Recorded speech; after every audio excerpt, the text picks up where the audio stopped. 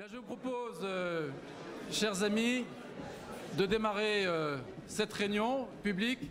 Je suis très heureux de voir que nous sommes extrêmement nombreux. Il y avait beaucoup de gens à faire la queue et je pense que nous aurons encore des gens à arriver. Madame la ministre, chère Christine, messieurs les députés, mesdames et messieurs les conseillers régionaux, chers collègues, départementaux, élus municipaux, mesdames, messieurs, chers amis, je me présente, Nicolas Tardy-Joubert, je suis conseiller régional du Chesnay. J'ai le plaisir de vous accueillir ici. J'ai été élu sur une liste de rassemblement autour de Valérie Pécresse à la suite de mon engagement contre le mariage pour tous et pour la défense de la famille. Je remercie tous ceux qui m'ont aidé à organiser cette réunion, le délégué général du PCD Christophe Benz, que l'on peut applaudir,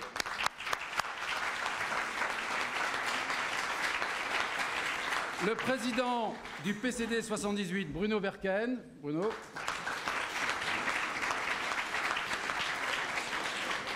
et les jeunes PCD qui se sont mobilisés ce soir pour nous recevoir.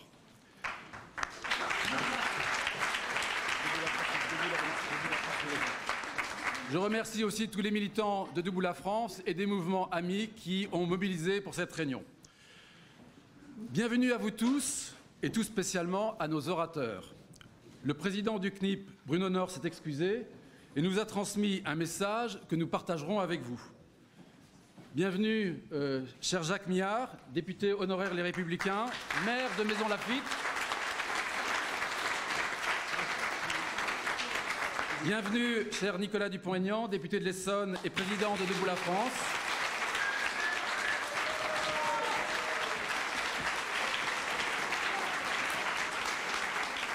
Bienvenue, cher Jean-Frédéric Poisson.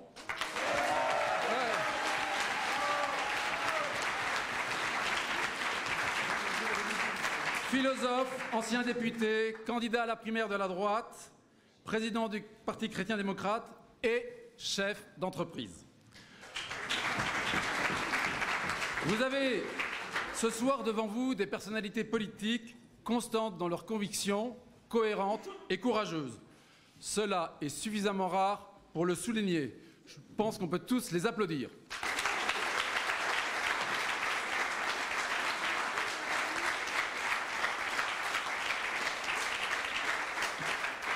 Philippe Briot, maire du Chesnay, nous prie d'excuser son absence. Il est en déplacement actuellement et m'a demandé de vous accueillir tous très chaleureusement. Je le remercie d'avoir mis cette salle à notre disposition pour l'organisation de cette soirée. Et dans l'histoire de cette salle est entrée dans l'histoire pour un grand nombre de Français, puisque ici, plus de 700 000 pétitions pour le CESE ont été reçues et traitées en 2013 pour s'opposer au mariage pour tous, pétition finalement piétinée par le CESE. Donc nous sommes ici parce que nous sommes tous amoureux de la France. Et les amoureux de la France réunissent plusieurs partis qui ont leur spécificité propre et qui partagent des valeurs communes, dans une position résolue à la politique déployée par Emmanuel Macron et pour la défense donc de notre pays. Vous êtes, nous sommes les amoureux de la France. Nous mettons en avant le pays avant les partis. Et pour les tweetos qui sont là, je propose d'utiliser le hashtag le pays avant les partis. L'analyse que nous faisons tous est qu'il faut sortir du piège mitterrandien. L'union est indispensable pour une alternance possible. Il est urgent de le faire. Nous refusons toute soumission au diktat idéologique de la gauche. La dynamique des amoureux de la France sera le catalyseur pour la préparation d'un programme commun et pour une reconquête politique. Merci à Nicolas Dupont-Aignan et à Jean-Frédéric Poisson d'avoir co-lancé cette initiative courageuse de rassemblement.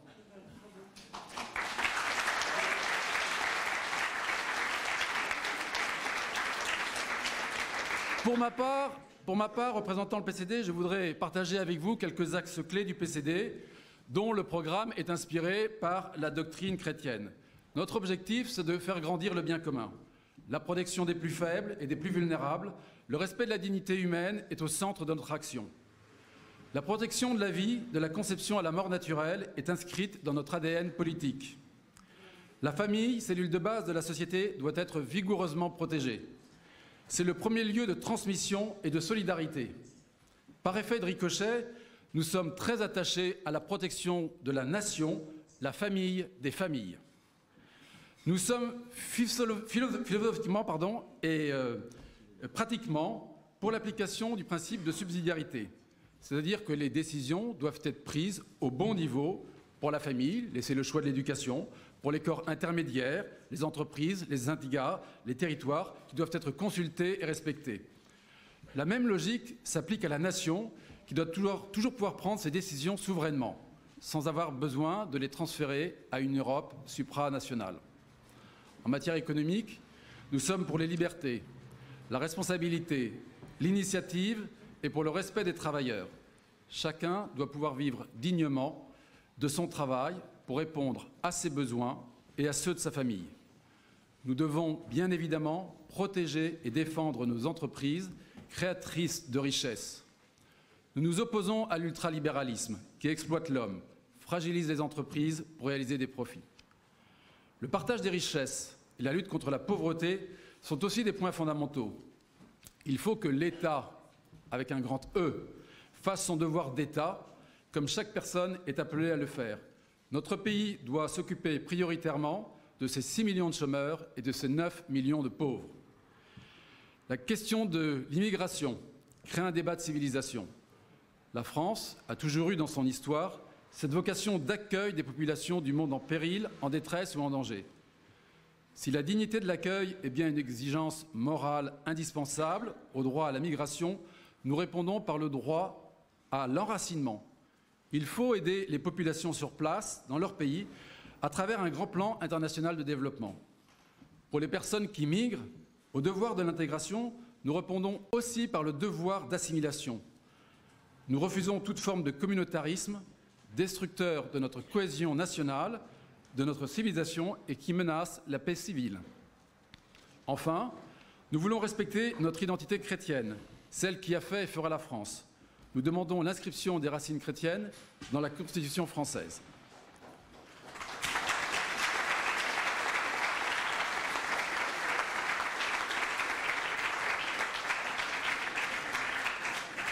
Voilà le programme du PCD et je voudrais illustrer l'engagement politique d'un élu PCD à travers 3 actions. Nous avons, par exemple, participé activement avec les jeunes PCD à la marche pour la vie. La promotion de la vie doit devenir un objectif politique. Nous avons effectivement en France 220 000 avortements, alors qu'il y a 100 000 avortements en Italie ou en Allemagne, pays qui sont de taille équivalente ou supérieure. Ce qui veut dire que nous sommes en échec. Il faut donc mettre en place une politique familiale qui réduise l'échec de ces politiques, tout avortement. Parce que plus d'enfants, c'est plus de croissance, donc c'est bon pour l'économie. Sur un plan bioéthique, l'homme est un sujet, il n'est pas un objet que l'on manipule. Il faut interdire les dérives eugénistes dont un des effets est la discrimination de populations fragiles. Je pense par exemple aux trisomiques 21 qui sont éliminés à 96% dans le sein de leur mère. Nous refusons aussi, c'était l'objectif de la marche pour la vie, l'euthanasie rampante ou active, dont une des conséquences constatées en Europe est l'élimination d'enfants mineurs, d'handicapés, de vieillards, pour de sordides motifs économiques. La mise en place d'un véritable plan de développement des soins palliatifs pour accompagner les personnes en fin de vie et leurs familles est indispensable. Nous luttons aussi contre les ravages de la pornographie et pour la protection de la jeunesse. Jean-Frédéric Poisson avait organisé en 2016 un magnifique premier colloque à l'Assemblée nationale sur ce sujet. Pour ma part, élu de la région, j'ai été au festival de musique Solidaise qui réunit 200 000 jeunes, c'était le week-end dernier, sur l'hippodrome de Longchamp. Il est largement financé par la région Île-de-France et j'ai découvert que c'est un festival de musique, mais c'est aussi en même temps un festival de la bien-pensance gauchiste qui est soutenu par le lobby LGBT. J'ai pu y voir 2 expositions, Sex in the City et Happy Sex, en libre accès aux mineurs sans aucun contrôle. Ceci est bien évidemment inacceptable. Les politiques doivent se mobiliser contre le fléau de la pornographie qui fait des ravages et détruit des vies et provoque les violences faites aux femmes. C'est un thème central pour la région Île-de-France. Il faut poursuivre notre action pour bien dépenser l'argent public. J'assure enfin au Conseil régional une mission pour la protection des chrétiens d'Orient et des minorités persécutées. Bravo!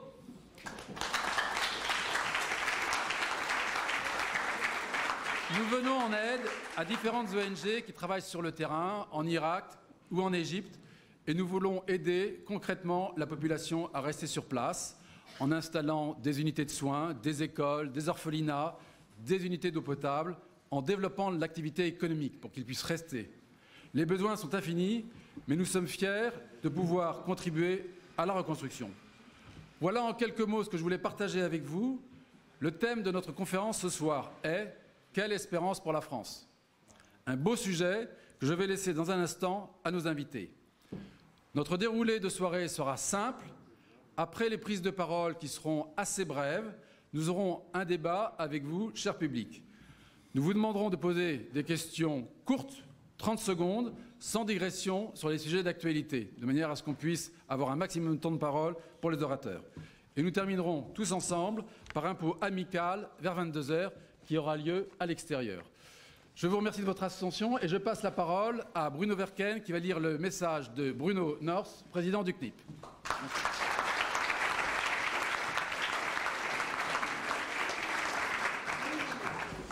Bonsoir. Le bureau politique du Centre national des indépendants et paysans salue l'initiative de Nicolas Dupont-Aignan et Jean-Frédéric Poisson d'avoir, après celle qu'avait prise Robert Ménard auparavant, lancé et animé les Amoureux de la France. Le bureau politique du Centre national des indépendants et paysans a souscrit à cette démarche dans la mesure où elle s'affirme dénuée de toute ambition personnelle et où son objectif est d'identifier et de souligner ce qui peut rassembler les différentes familles de la droite française. Conservatrices, gaullistes, souverainistes, libérales, nationales, démocrates chrétiennes, etc. Car nous en sommes convaincus, ce qui nous rassemble est infiniment plus fort que ce qui nous divise. Et ce qui nous divise, ce sont justement les ambitions personnelles, disons-le clairement, les égos.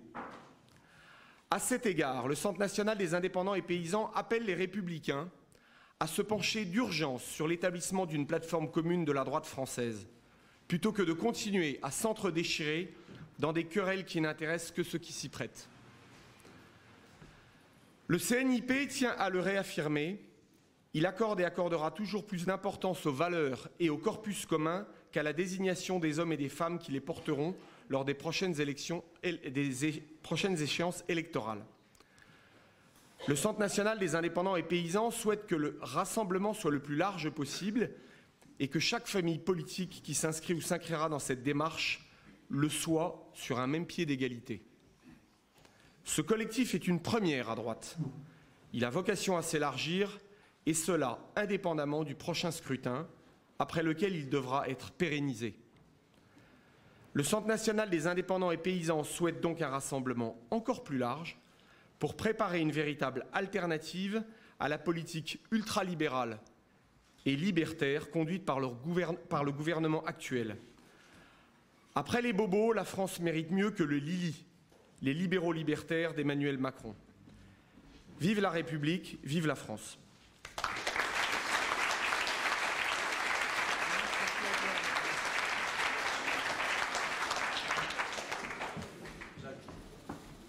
Oui.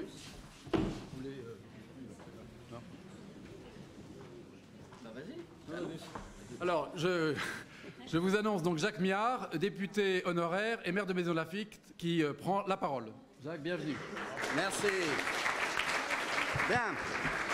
Alors, effectivement, certains vont dire, Miard est là alors qu'il est chez les Républicains. Oui, je suis chez les Républicains parce que je suis républicain. Et donc, je suis venu ce soir parce qu'avec ses comparses ici, que ce soit Nicolas, que ce soit Jean-Frédéric, nous avons mené dans le passé de nombreux combats contre, je dirais, l'ineptie d'une Europe supranationale qui ne répond pas aux besoins des peuples et en particulier du peuple français. Et c'est pour cela que je suis là, parce que j'ai peut-être un défaut, c'est que je pense par moi-même. et que je n'ai pas pour besoin d'avoir des oukases qui vous tombent d'en haut pour dire quelle est la politique. Je n'ai pas voté Maastricht, je n'ai pas voté le traité constitutionnel, je n'ai pas voté le traité de Lisbonne, alors qu'on m'y invitait ardemment, et je n'ai eu aucun problème.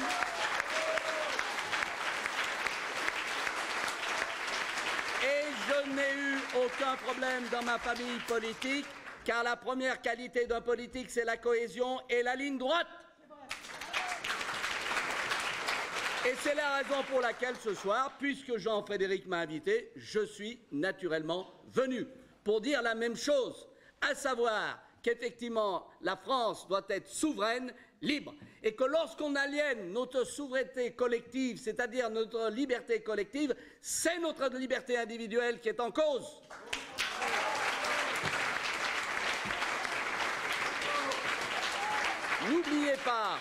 N'oubliez pas qu'il y a deux niveaux pour la démocratie.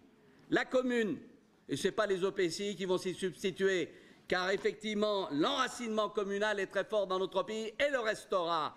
Mais il y a aussi la nation. Pour ce qui est de l'organisation de l'Europe, moi je ne suis pas pour le Frexit, on mène toujours la politique étrangère et la politique du voisinage. La France est en Europe, comme d'ailleurs l'Angleterre, qui a peut-être quitté l'Union européenne, mais qui n'a pas quitté l'Europe. Il faut quand même le savoir. Et donc, à ce titre, il est clair que nous devons toujours poursuivre une coopération européenne, mais je me refuse à être gouverné par des gnomes technocratiques, qu'ils soient à Francfort ou à Bruxelles.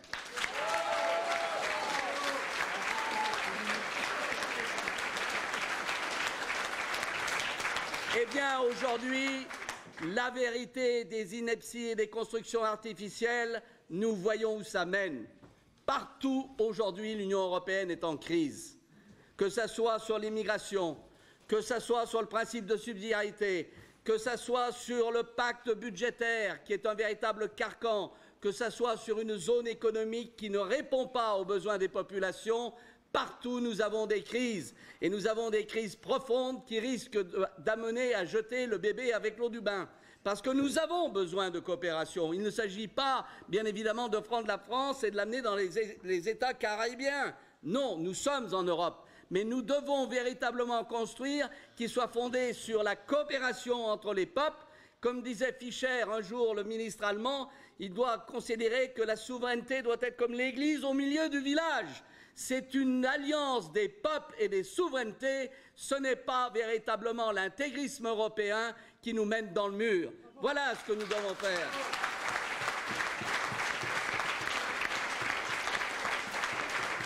Et ce que je vous dis, je l'ai toujours dit. Et c'est en cela que la vraie politique, c'est effectivement la cohérence. Ce que je ne peux pas supporter, ce sont les virevoltes, ce sont les têtes à queue en permanence, car les peuples ne s'y trompent pas, ils n'ont plus confiance. Pour retrouver justement le sens de la politique, il nous faut un projet pour la France, fondé sur son indépendance, la maîtrise de son destin, sa politique étrangère indépendante, qui conduira bien évidemment à une Europe de coopération et non pas à une Europe de soumission. C'est cela que je poursuis et que je poursuivrai jusqu'au Père-Lachaise et même après.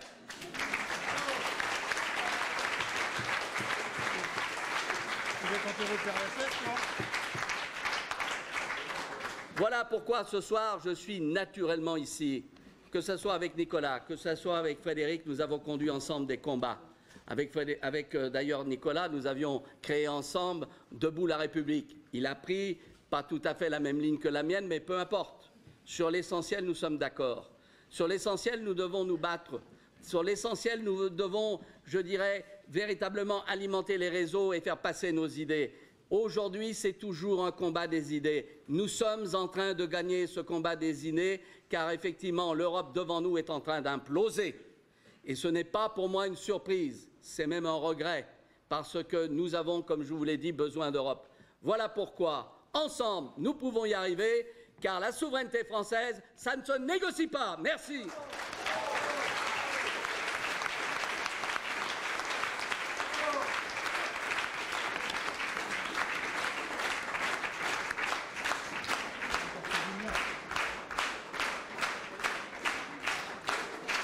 Merci. Merci Jacques. Et je vous demande d'accueillir maintenant Nicolas Dupont-Aignan.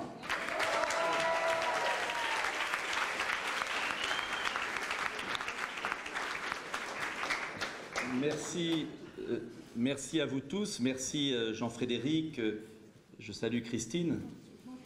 Et j'ai une ancienne affection, et toujours grande affection parce que ça fait beaucoup d'années que je la connais, et avant même que je sois engagé en politique, je lui avais écrit comme étudiant, parce qu'elle portait haut les valeurs de la politique, et je suis heureux qu'elle soit là, comme quoi il y a toujours un sens dans ce qu'on fait au fil du temps. Et je voudrais remercier Jean-Frédéric et le PCD d'avoir organisé cette belle réunion. Je voudrais saluer mes amis de Debout la France qui, cher Jacques, partagent ton amour de la souveraineté et en ont tiré les conséquences en sortant de l'ambiguïté politique. Et voilà pourquoi nous sommes fiers d'avoir rompu les liens avec des partis qui, malheureusement, ont signé tous les traités et nous ont mis dans la difficulté qui est la nôtre. Je voudrais, à ce titre, vous dire que l'heure est grave et que je ne le dis pas pour faire un effet de tribune ou d'estrade. J'en parlais avec Christine quand nous nous sommes revus et c'est un grand bonheur à l'instant. Oui, je pense que ce que nous sommes en train de faire avec les amoureux de la France n'est pas la dernière chance, ce serait prétentieux, mais est une des dernières chances que nous avons de sauver notre pays. Car à force d'attendre, à force d'accepter les combinaisons politiques, à force de se résigner, le temps passe et notre pays se dissout. Au-delà de la souveraineté, car j'ai essayé de réfléchir à cela au fil du temps, je me suis souvent interrogé pourquoi nos dirigeants, qui ont mis tant d'énergie à conquérir le pouvoir avec sincérité, parce qu'ils ne sont pas tous mauvais, loin de là, pourquoi, une fois au pouvoir, ont-ils signé tous ces traités dont tu parlais, Jacques, qui ont détruit le pays, c'est-à-dire supprimer la capacité du peuple français à disposer de lui-même. Pourquoi? Bien sûr, on peut combattre ces signatures et ces abandons. Entre nous, consigner toutes les personnalités, notamment certaines et lesquelles vous siégez à la région, et qui continuent à faire semblant dans les journaux, qu'elles soient de droite ou de gauche. Preuve que le combat va au-delà de la droite et au-delà de la gauche. Mais je crois qu'en fait, ça procède d'un abandon moral, que ça procède d'un complexe, d'un esprit de repentance permanent. Oui, ils acceptent que le peuple français n'ait plus la maîtrise de leur destin. Oui, au fond d'eux-mêmes, ils ont renoncé à combattre. Ils ont renoncé à exister même. Marie-France Garot, que j'aime beaucoup, a souvent cette expression qu'elle tient d'un écrivain, je ne sais plus qui, j'ai oublié, vous rechercherez, qui est la volonté de vouloir. Quand une personne, un individu, un peuple perd cette volonté de vouloir, eh bien, plus rien n'est possible. Et un jour, un grand médecin m'a dit « Cher monsieur, vous répétez vos discours depuis un certain nombre d'années, j'ai beaucoup d'attention pour vous, j'allais dire presque de la pitié, je pense, avait-il pour moi. Et il me disait, mais vous savez, tant que le malade n'a pas envie de guérir, il ne guérira pas. Et vous pouvez passer votre vie à la télévision, à la radio, à lui délivrer une ordonnance. Mais il ne l'écoutera pas parce qu'il n'a pas envie de prendre le médicament, parce qu'il n'a pas envie de guérir. Et donc, vous devez, avant de prescrire votre ordonnance, essayer de lui redonner l'envie de vivre. Et je suis rentré chez moi et j'ai dit à mon épouse, j'ai rencontré quelqu'un qui m'a donné une sacrée leçon. Et il m'a donné une sacrée leçon et à Debout la France et aux autres, qu'importe, je me suis dit, il faut que l'on réveille les Français. Et ça ne sert à rien de leur dire il faut rétablir les frontières, il faut sortir de l'euro, il faut avoir un budget autonome, il faut éviter la GPA, il faut ceci, cela. Si d'abord nous ne comprenons pas la crise civilisationnelle, nous ne comprenons pas la crise existentielle du peuple français et de ses dirigeants. Voilà pourquoi je suis au regret de le dire à certaines et à certains, il ne faut aucune compromission avec ceux qui nous ont menés à la ruine, car sinon, vous êtes foutus. Je vous le dis, je préfère la solitude à la compromission, et cette compromission n'est plus possible avec cette classe politique. Et si vous faites le moindre compromis avec eux, vous périrez avec eux et vous n'obtiendrez aucune crédibilité. Je ne juge pas ceux qui maintiennent des liens avec les uns ou les autres. Mais je vous le dis, pour les échéances à venir, il n'y aura plus aucun compromis possible, car il s'agit de la survie de notre pays et de ses valeurs. Ces valeurs, elles sont une sédimentation historique. Nous ne sommes pas debout la France comme au PCD. Tant mieux. Nous ne sommes pas la même chose que le CNI. Tant mieux. Nous venons d'horizons différents. Et je me réjouis qu'il y ait des gens du Front National. Et j'ai montré l'exemple au second tour de l'élection présidentielle avec Christine et nous n'étions pas nombreux.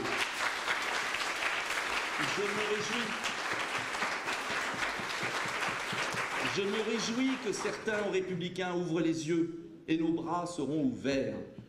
Je me réjouis qu'enfin cette prise de conscience du malade apparaisse. Et je la sens très récente. Très récente. Bien sûr, nous, ça fait des années, Christine et d'autres, que nous avons cette conscience. Mais si nous l'avons que nous-mêmes, ça ne servira pas à grand-chose. Donc je sens, oui, qu'en ce moment, il y a une prise de conscience. Et je vais dire merci, et je vais vous surprendre, à Emmanuel Macron. Oui, je vais vous dire merci. Et je vais vous le dire, c'est plus le combat de la droite contre la gauche. Parce que vous avez une droite bourgeoise libérale qui vote Macron avec joie et qui a lâché Jean-Frédéric à la primaire. Pourquoi le dire? Et vous devez cesser de travailler avec elle, car il n'y aura pas de compromis. C'est un combat à mort pour la survie de notre civilisation, de notre patrie, de nos valeurs. Et maintenant, le choix est là. Et Emmanuel Macron a forcé à le faire. Je le combats de toutes mes forces. Et je le combats de toutes mes forces parce que la société qui nous prépare est une société de l'argent roi, une société sans valeur, sans morale, une société qui vend le pays par morceaux. Alors oui, nous avons nos différences. Oui, nous ne venons pas obligatoirement des mêmes... Moi, je viens de la droite ou du gaullisme républicain laïque. Mais nous partageons cet humanisme. Et cet humanisme, il nous rapproche. Et cet humanisme, il nous engage dans un conflit total, immédiat, parce que les trains ne repasseront pas et parce que les quelques années qui viennent seront décisives pour savoir qui va gagner. La dissolution du pays, sa transformation en un Länder allemand, mais un Länder allemand sans valeur d'ailleurs, mondialisé, où l'on fabrique des bébés en Inde, où on esclavagise les travailleurs. C'est ça la réalité. Et si on ne comprend pas ça, on n'a rien compris. Voilà pourquoi je vous le dis, la démarche que nous avons entreprise avec Jean-Frédéric, avec d'autres, est une démarche de survie du pays qui ne souffrira d'aucun compromis et qui nous oblige à une coalition. Cette coalition, ce n'est pas la coalition de la droite, je suis désolé de vous le dire, c'est la coalition des patriotes et des républicains, c'est la coalition des humanistes, c'est la coalition de ceux qui estiment que la France éternelle, la France qui a des origines chrétiennes, mais qui a aussi des valeurs républicaines, qui a accueilli sur son sol beaucoup de peuples, qui ont fait sa richesse parce que ces peuples et ces individus adhéraient à nos valeurs, s'assimilaient. Cet ensemble-là représente la France, la liberté, l'égalité, la fraternité. Et c'est cette France que nous aimons. Cette France, elle est diverse, elle a des racines très profondes, elle a des racines très diverses. Mais elle est un phare pour l'humanité, elle a une vision à donner au monde. Et c'est ça qui nous intéresse. Et c'est pourquoi j'ai envie de vous dire, les amoureux de la France, ça dépasse énormément tout ce qu'on peut faire, chacun individuellement. Alors maintenant, et je conclurai ce propos introductif, puisqu'on répondra aux questions, et nous le voulons ainsi, et c'est bien, comment on fait? Pas de compromis, d'accord, mais après il faut une méthode. Alors oui, je vous invite à l'union, parce que ce que j'ai voulu au second tour exprimer, c'est que si on continuait ce piège de Mitterrand, si on continuait à obéir à cette division de la droite patriotique, mais au-delà de la droite, des patriotes, des humanistes, de ceux qui aiment la France, ses racines et ses valeurs, son éternité, en fait, eh bien, nous n'y arriverons jamais. Voilà pourquoi l'union des amoureux de la France est fondamentale. Et voilà pourquoi je vous invite à dépasser les petites chapelles pour gagner, parce que c'est un combat total, c'est un combat à mort. Il y aura un vaincu, un vainqueur, et je souhaite que ce soit la liberté et la France qui gagnent. Merci.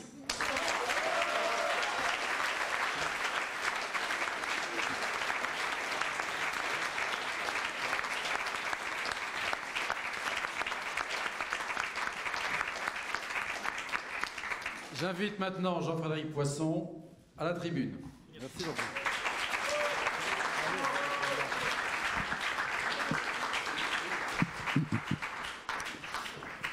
Mes chers amis, avant d'entrer dans le fond de ce que je souhaite vous dire ce soir, je voudrais saluer un certain nombre de personnes particulièrement. D'abord le secrétaire général du CNI, Frédéric Sauvage, qui est avec nous, ici présent, et qui représente dignement son président. Je voudrais saluer le président du Ciel, Karim Mouchik, qui est ici, qui nous fait la joie d'être là.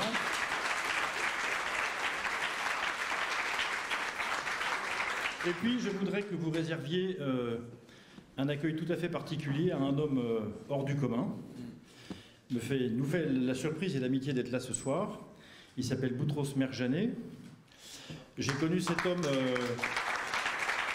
Quand vous allez savoir qui c'est, vous allez l'applaudir encore plus. Attendez que j'ai terminé. J'ai fait sa connaissance au poste frontière syro-libanais entre Beyrouth et Damas. La première fois que je suis allé en Syrie, c'était il y a 3 ans. Il m'a accompagné pendant les 2 séjours que j'ai accomplis dans ce pays. Et vous savez que je fais partie des dangereux récidivistes qui ont parlé 2 fois au président syrien. Tout le monde va parler avec lui maintenant, parce que j'ai appris avec joie aujourd'hui, mon cher Jacques, que le président de la République française avait enfin nommé un ambassadeur personnel pour aller reprendre les contacts en Syrie, ce qui veut dire que tous ceux qui pensent depuis longtemps qu'il fallait discuter avec le régime de Damas avaient raison. C'est prouvé aujourd'hui. J'en suis ravi. Mais...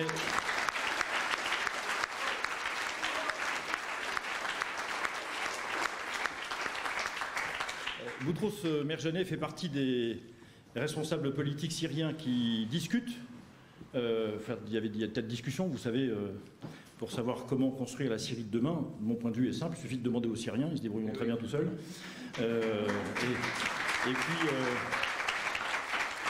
Et donc il est député, élu à l'Assemblée nationale syrienne, dans le groupe des indépendants.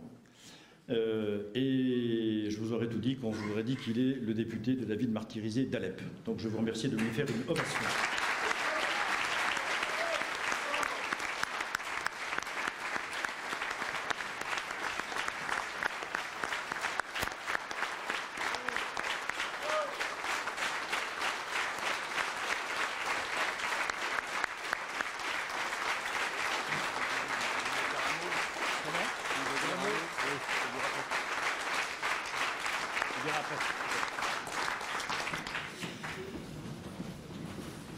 Alors, je suis content de revoir mes amis Miar a fait du Miar, comme d'habitude, tout à l'heure. Il y a 2 informations importantes. Si vous connaissez un peu moins bien Jacques que nous, il faut le savoir. La première, c'est que à chaque fois que Jacques Miar prononce dans un discours le mot église, on a 40 jours de canicule, donc ça commence bien. Deuxièmement, le fait de savoir qu'il sera enterré au Père-Lachaise entre Alfred de Musset, sans doute, et Arthur Rimbaud montre que tu as toujours été un grand poète, mon cher Jacques. Je te remercie beaucoup de ta présence. Je ne remercie pas Nicolas, on était ensemble à La Roche-sur-Yon la semaine dernière pour une réunion très belle aussi, comme celle de ce soir, où nous avons fait au fond le même exercice que celui que nous faisons devant vous aujourd'hui. À La Roche-sur-Yon, j'ai exprimé une forme de colère. Alors ceux qui me connaissent un peu savent que quand je suis en colère, ça ne se voit pas beaucoup. Bon, je vous confirme que ça, mais je suis en colère, je vous assure que c'est vrai. Et je remercie à mon tour, au fond, le président de la République d'avoir donné à cette colère des motifs de son renforcement. Parce que, alors évidemment, je suis tranquille, personne n'a voté pour Emmanuel Macron dans cette salle, donc tout ce que je vais dire ne concerne que les gens qui sont en dehors.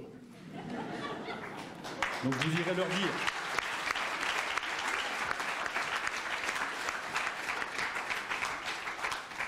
Ce serait incompréhensible que qui que ce soit ait voté Emmanuel Macron ici. Et je vais vous dire pourquoi. Il y a dans le projet politique d'Emmanuel Macron 4 pieds comme une chaise. On les connaissait avant qu'il soit élu. Il suffisait d'avoir regardé un peu son action comme secrétaire général adjoint de l'Élysée. Tout à l'heure, je ne sais plus si Jacques ou Nicolas qui parlait d'une vente de la France par appartement. M. Macron a commencé à vendre les bijoux de famille français dès lors qu'il était en responsabilité auprès du chef de l'État. Il a même sans doute d'ailleurs commencé un peu avant dans son métier de banquier, parce que tout ça est une continuité, bien sûr. Je ne sais pas, tous les banquiers sont comme ça, mais lui, en tout cas, est comme ça. Bon, ça, je suis sûr qu'il y a des banquiers dans la salle, donc je fais gaffe. J'en connais d'ailleurs un ou deux, donc...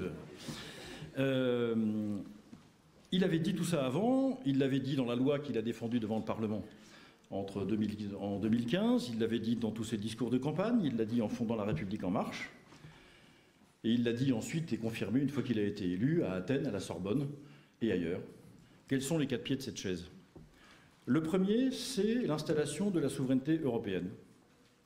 Je vous renvoie à son discours d'Athènes, où il exprime clairement que désormais, les nations sont finies, la France est finie, et que nous devrons tous nous battre pour installer une souveraineté supranationale qui n'existe ni du point de vue juridique, ni du point de vue politique, ni du point de vue culturel, ni du point de vue géopolitique. Ça n'existe sous aucun rapport. M. Macron se situe dans la trace de ses prédécesseurs. On ne va pas se raconter d'histoire. Tout le monde a posé sa petite pierre pour qu'effectivement nous en arrivions au désastre que Jacques décrivait très bien tout à l'heure.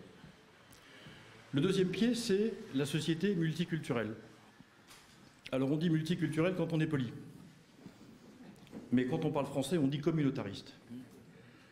Parce qu'il ne peut pas y avoir dans une organisation, et encore moins dans une nation, 2 référentiels culturels qui se disputent la primauté et le poids de leur richesse sur la vie des personnes.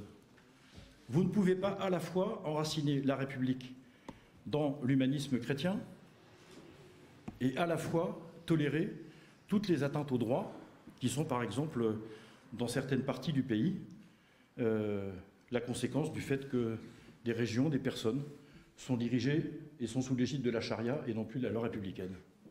Les deux, en même temps, ne sont pas possibles. Il faut choisir. La France a choisi depuis longtemps. La France n'est pas l'Angleterre, elle n'est pas les États-Unis, elle n'est pas un pays fédéral.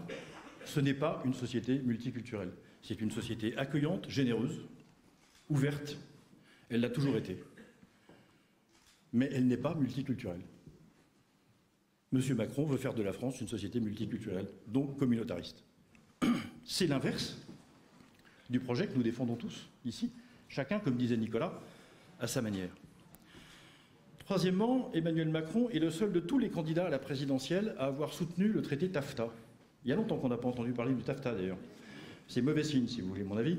Mais ce traité, vous savez, qui va tout soumettre à la loi féroce du marché, y compris sans doute une partie de nos services publics, de nos réglementations, de nos protections sanitaires, sociales, juridiques, et faire en sorte que tous ceux qui veulent vendre quelque chose en France puissent le faire, sans être inquiétés en quelque manière. Et si jamais ils étaient inquiétés, ils pourraient solliciter l'arbitrage de tribunaux américains pour obtenir gain de cause contre les lois françaises. Voilà l'esprit général du traité. Il y en a 80 pages, donc je ne vais pas rentrer dans le détail, mais c'est ça le traité TAFTA. Ça veut dire la domination de l'argent sur l'ensemble des relations sociales. Et puis le quatrième point, que nous avons un peu découvert à la pratique en regardant faire Emmanuel Macron, c'est la brutalité de l'État contre la décentralisation et le respect des corps intermédiaires.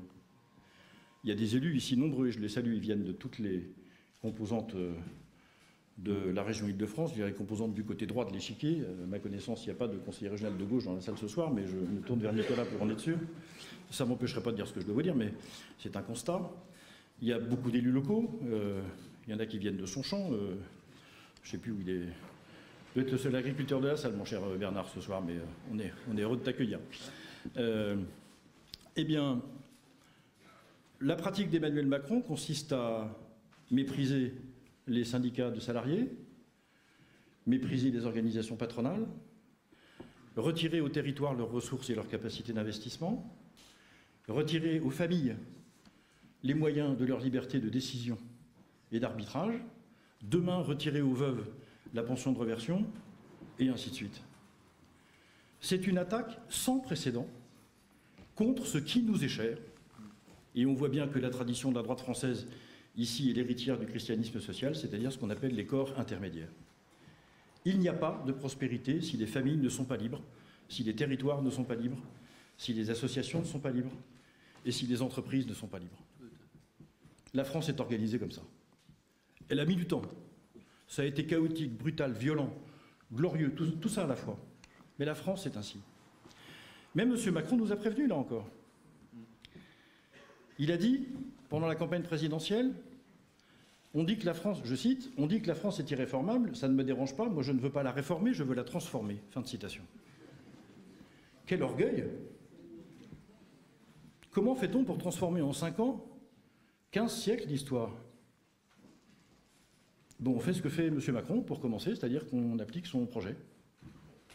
Et je peux lui faire beaucoup de reproches, mais je ne peux pas lui faire celui d'avoir exactement mis en œuvre les choses qu'il avait dites. Comme François Hollande. Rien de ce qui est difficile ne sera fait, rien de ce qui est mesurable ne sera accompli, mais la destruction symbolique de la vie sociale et institutionnelle des Français, elle, sera accomplie. C'est exactement ce qu'a fait François Hollande. Emmanuel Macron fera la même chose.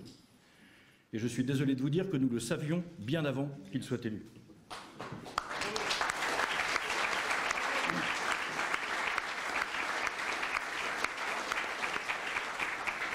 Alors, ça me fait me poser une question. Transformer la France, je vous l'ai dit, il est en train d'essayer de le faire. Je pense qu'il échouera, mais le mal qu'il aura fait aura été fait. Et la question, c'est, au fond, je me demande, mais vous allez tolérer ça sans rien dire, jusqu'à quand? Jusqu'à quand? Parce que... Alors je sais qu'on peut voir ça de loin. Et je comprends très bien qu'on n'ait pas le temps de consacrer toute l'énergie qu'il faudrait pour comprendre en détail ce qui se passe. On évoquait tout à l'heure avec Jacques, en aparté, la réforme de la Constitution dont le débat a commencé hier à l'Assemblée nationale. On est en train de l'achever, cette Constitution, au mauvais sens du terme. Mais le fait même que dans la tête d'un chef de l'État français et d'un Premier ministre français puisse germer l'idée qu'on réduise la liberté d'amendement des parlementaires, ça, d'abord, c'est du jamais vu. Jamais. On a vu quelques réformes constitutionnelles, ma chère Christine, Jacques, Nicolas. Jamais on a vu ça. Mais quand on réduit le droit d'amendement des parlementaires, mesdames et messieurs, même si vous ne vous en rendez pas compte, c'est votre liberté qu'on réduit. Et vous allez tolérer ça longtemps? Ah. On parle, je l'ai évoqué tout à l'heure rapidement, de remettre en cause la pérennité de la pension de réversion. C'est-à-dire le fait que des femmes, en l'occurrence c'est souvent des femmes, presque exclusivement des femmes, qui, pour des raisons qui leur appartiennent, c'est leur liberté, ont fait le choix familial de participer activement à la vie de la famille plutôt que d'embrasser une carrière professionnelle. Et de ce fait, n'ont pas eu la possibilité de constituer par leur travail une retraite dont elles bénéficieraient une fois leur vie professionnelle achevée. Leur conjoint étant mort, elles perçoivent la moitié de la retraite que percevait leur conjoint décédé. C'est ce qu'on appelle la pension de réversion. Eh bien, vous avez entendu comme moi ces jours-ci qu'elle est remise en cause. Mais mesdames et messieurs, le simple fait de remettre en cause... Enfin, il y a des questions qu'on n'a même pas le droit de poser, si vous voyez ce que je veux dire. Pas quand on est un responsable public. Enfin, on peut le faire au bistrot si ça vous fait plaisir, ou quand on est un peu fatigué à la fin d'un repas de famille. Mais quand on a des responsabilités exécutives gouvernementales, il y a des questions qu'on ne pose pas. Sauf si on est animé de mauvaises intentions, c'est-à-dire la volonté de raboter définitivement les libertés familiales et attaquer le fait familial. Car la pension de réversion, c'est la reconnaissance par excellence de la valeur du choix familial et de sa supériorité par rapport au choix socio-économique. C'est ça qui est en jeu. Et vous allez tolérer ça jusqu'à quand?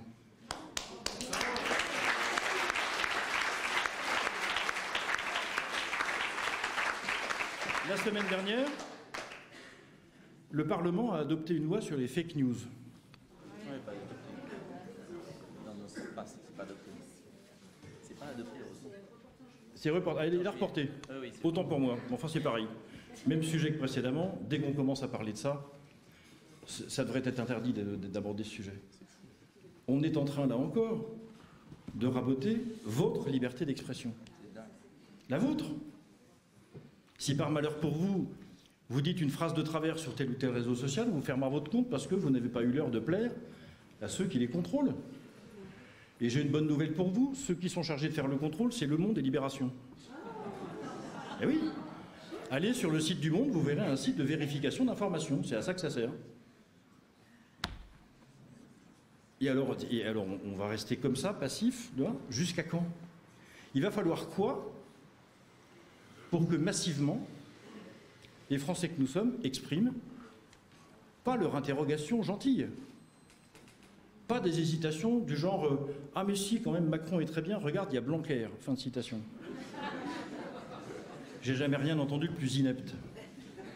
Non mais c'est infernal. Qu'a fait M. Blanquer, à part rendre les choses obligatoires dans les zones d'éducation prioritaire, des choses que vous demandez depuis des années pour vos enfants? Et dans les écoles où sont vos enfants, je vous confirme qu'il ne s'est rien passé. À votre avis, pourquoi? Essayez de réfléchir. Quelle est la jeunesse qu'on favorise? Quelle est celle qu'on veut éduquer? Quelle est celle à laquelle on s'adresse? Et vous voulez que je soutienne un ministre de l'Éducation nationale de cette nature? Alors il va rétablir des épreuves du bac, le latin et le grec. C'est parfait. C'est parfait. Mais il y a des tas de gens très instruits ici qui ont fait très belle scolarité sans faire 1 heure de latin ni de grec. C'est pas le fond du sujet, même si je suis très content, moi qui suis un peu latiniste, et quelques souvenirs d'université sur le sujet, je sais bien que ça sert, mais l'essentiel n'est pas là.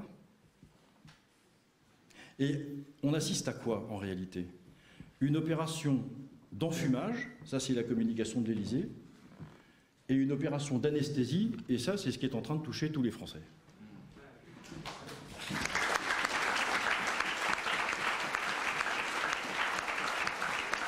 Alors, par rapport à ce constat, il y avait 2 solutions.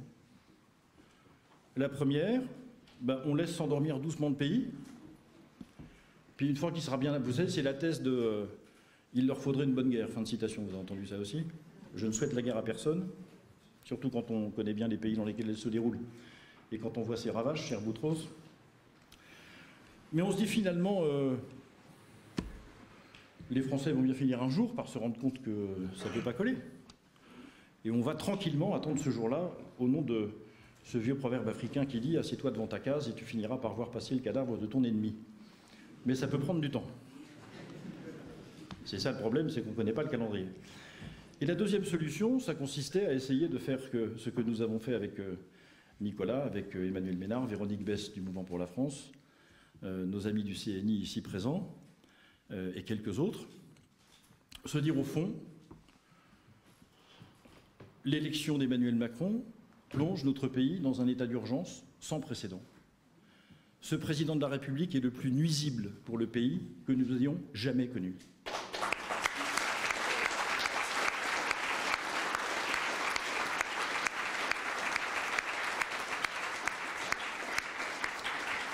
Alors, que fait-on devant une telle nocivité?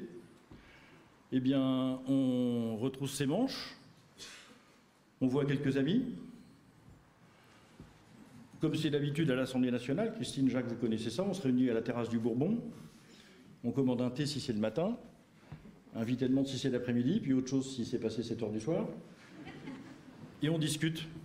Et on se rend compte rapidement qu'il n'y a pas d'autre solution que celle d'essayer de réunir là où elles sont toutes les personnes qui partagent cette analyse de la situation politique. En se disant, n'attendons pas, malheureusement, n'attendons pas des formations politiques qui sont du même bord de l'échiquier que nous, qu'elles réagissent activement, énergiquement, définitivement à la question de l'indépendance nationale, à la question de la lutte contre le communautarisme, à la question de la défense des corps intermédiaires et au problème de la domination de l'argent sur les relations sociales. Elles ne le feront pas parce qu'elles ne le croient pas. Donc il n'y avait pas de raison qu'elles le fassent. Ce n'est pas leur corps de conviction. Et beaucoup d'entre eux ne le feront pas parce qu'ils pensent que ça coûte cher sur le plan de l'image et sur le plan de la communication.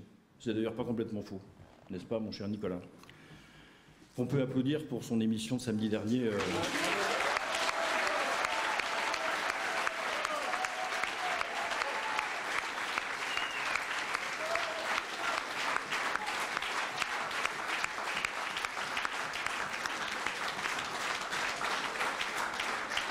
Alors, que faisons-nous? Nous disons à tous ceux qui sont d'accord avec ce constat, on n'a pas beaucoup de moyens, ça c'est vrai. On n'a jamais eu beaucoup d'ailleurs, toi non plus, et nous non plus, donc ça continue. Mais si nous avons beaucoup de défauts, nous avons au moins deux vertus. La première, c'est d'avoir défendu constamment, sans jamais varier, les choses qui nous animent encore aujourd'hui et depuis longtemps. Et la deuxième, c'est de l'avoir fait, quoi que ça nous ait coûté et quoi que ça nous coûte à l'avenir. Ce sont les choses que nous mettons dans, en quelque sorte, notre corbeille, j'allais dire corbeille de mariage, n'exagérons rien, mais dans notre coopération amicale. Non mais dans la séquence, on échange les numéros de téléphone, on invite au cinéma, on se fiance, on se marie, là on est entre le cinéma et les fiançailles, vous voyez, donc ça avance bien. Il nous faut encore un chaperon, mais je dis ça pour les bonnes familles, hein, on a quelques traditions quand même dans les amoureux de la France, bien. Nous avons ça à mettre dans la corbeille. Nous avons bien sûr la faiblesse de nos moyens et le fait que, eh bien, il est vrai, il y a des formations politiques plus anciennes que nous, plus grosses que nous, plus audibles que nous, peut-être. Ça n'a aucune importance. Ça n'a aucune importance. Et j'espère le jour où, effectivement, massivement, les Français comprendront ce que disait très bien Nicolas tout à l'heure, et que je viens de redire à ma façon. N'attendez rien sur ces sujets des formations politiques traditionnelles. Elles ont fait toutes le contraire depuis longtemps. Alors il y aura des conversions. Moi qui suis un converti, je sais ce que c'est qu'une conversion. Et je sais que ça peut être sincère. Mais je sais aussi que ça peut être utilitaire. Et de temps en temps, je me méfie, voyez-vous. Je regarde attentivement ce qu'on me raconte. Alors je vois un alignement des planètes très spectaculaire. Dire des centristes historiques du CDS, ça dira quelque chose à Jacques et à Christine. Il n'a pas été au CDS, Jacques, mais il ne peut pas avoir toutes les tares, mais il a déjà beaucoup trop pour lui tout seul, donc on ne va pas lui en rajouter. Mais des membres fondateurs du CDS historique qui nous expliquent aujourd'hui que l'Europe ne protège pas, que c'est un scandale, que la souveraineté nationale est attaquée de manière insupportable, que, etc., etc. Enfin, on croit rêver. On a envie de lui dire, mais qu'est-ce que tu as voté depuis 25 ans pour... Mais vous allez entendre ça tout le temps. Ça commence d'ailleurs. Ça commence. Donc je vous en supplie, c'est comme pour le président de la République, exercez votre esprit critique. Essayez de regarder au-delà de ce qu'on vous montre. Ne tombez pas dans le panneau. Je ne dis pas que vous le faites, mais je vous conforte dans le fait définitivement de ne pas tomber. On pense ce qu'on veut de l'accueil des migrants qui viennent d'Afrique du Nord et ainsi de suite, mais refuser d'accueillir sur les côtes françaises des migrants qui sont en danger de mort et nous faire 3 jours après le coup d'aller visiter à Rome la communauté qui organise les corridors humanitaires pour les migrants, enfin on prend les gens pour des abrutis. Quand même. Allez dire devant les dignitaires de l'Église catholique que l'Église catholique serait bien mieux si elle n'était pas catholique. Et se faire applaudir par toute la salle, ça c'est quand même un exploit. Franchement. Je pars du discours des Bernardins, pour ceux qui n'auraient pas repéré. Lisez ce discours, je vous en prie, lisez-le. Que vous soyez catholique ou pas d'ailleurs, tout ça, ça regarde tout le monde. Donc ne vous laissez pas prendre à ce jeu de grâce. De grâce. Dans ce pays, il ne se passe rien. Aucune réforme ne va au bout. Regardez la réforme de la SNCF en détail si vous avez le temps. Il ne s'est rien passé. Les seules réformes qui intéressent le président de la République, c'est celles qui réduisent nos libertés et qui favorisent le seul principe d'action qu'il connaît, je vends, j'achète. Point. Le reste n'existe pas. Alors, voilà où nous en sommes. Nous avons fondé les Amoureux de la France. Ça n'est pas un parti politique. Si nous avions fondé un parti politique, il aurait fallu que chacun d'entre nous quitte son parti politique d'origine pour entrer dans le nouveau parti, ce qui est très difficile. Et c'est parce que nos prédécesseurs qui se sont essayés à cet exercice ont eux-mêmes fondé des partis que dans une large mesure, leur initiative a échoué. Les Amoureux de la France ne sont pas un parti politique. C'est un endroit dans lequel acceptent de travailler ensemble ceux qui partagent les analyses que nous avons présentées rapidement et bien d'autres. Alors, maintenant, nous comptons sur vous. Et vous avez bien compris que vous avez parfaitement raison de considérer que nous avons des défauts, alors de manière absolument insupportable, pour vous, s'entend, que nous réussissons la moitié des choses que nous entreprenons, qu'on ne parle pas comme il faut, qu'on n'emploie pas les mots que vous voulez entendre, qu'on ne parle pas des choses dont vous voulez qu'on parle, qu'on fait les choses à temps et à contre-temps, de travers, vous avez le droit de croire tout ça. C'est sans doute un peu vrai d'ailleurs. Mais il faut que vous pensiez à vous dans cette affaire. Et j'ai envie de vous dire, mais au fond, le peu d'énergie que vous seriez prêt à consacrer à soutenir cette démarche, avec les moyens qui sont les vôtres et le temps dont vous disposez, chacun verra en fonction. Ne laissez pas passer cette occasion. Nous sommes en train de faire quelque chose qui n'existe, qui n'a pas existé dans l'histoire politique française. Alors, voilà, donc au fond, merci Frigide. On peut saluer Frigide Barjot qui est ici.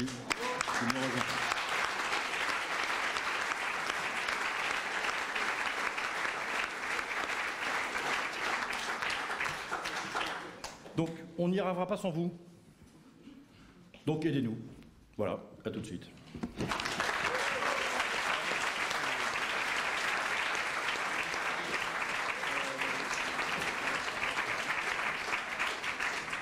Prends celui-là, Bruno.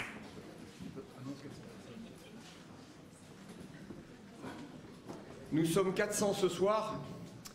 Le temps est venu pour les questions. Des questions courtes, sujet, verbe, complément. Merci. Qui veut commencer?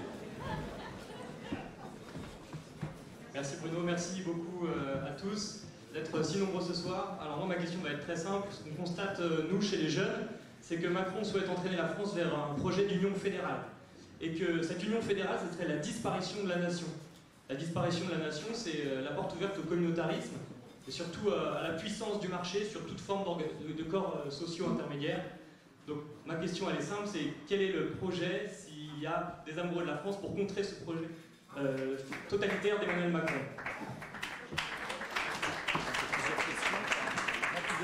On va prendre plusieurs questions. On en prend plusieurs, puis on prend plusieurs questions et on répond. On fait un. Non? D'accord? Oui. Oui. La première échéance qui nous concerne tous, c'est les européennes de l'année prochaine, qui est un moment important dans la vie de notre Europe. Et on a bien vu que le président de la République, en nationalisant les listes, essaye d'être le premier, sinon le majoritaire qui ne pourra pas l'être, mais d'être le premier, ce qui est plus facile s'il y avait eu 10 ou 12 régions. Est-ce que vous avez déjà commencé à réfléchir sur ce que vous allez nous proposer pour les européennes? Un projet clair, facile à comprendre et surtout facile à expliquer à nos concitoyens. Merci. Et juste, Jean-Frédéric, je suis très au regret que tu ne sois plus notre député. On prend les questions.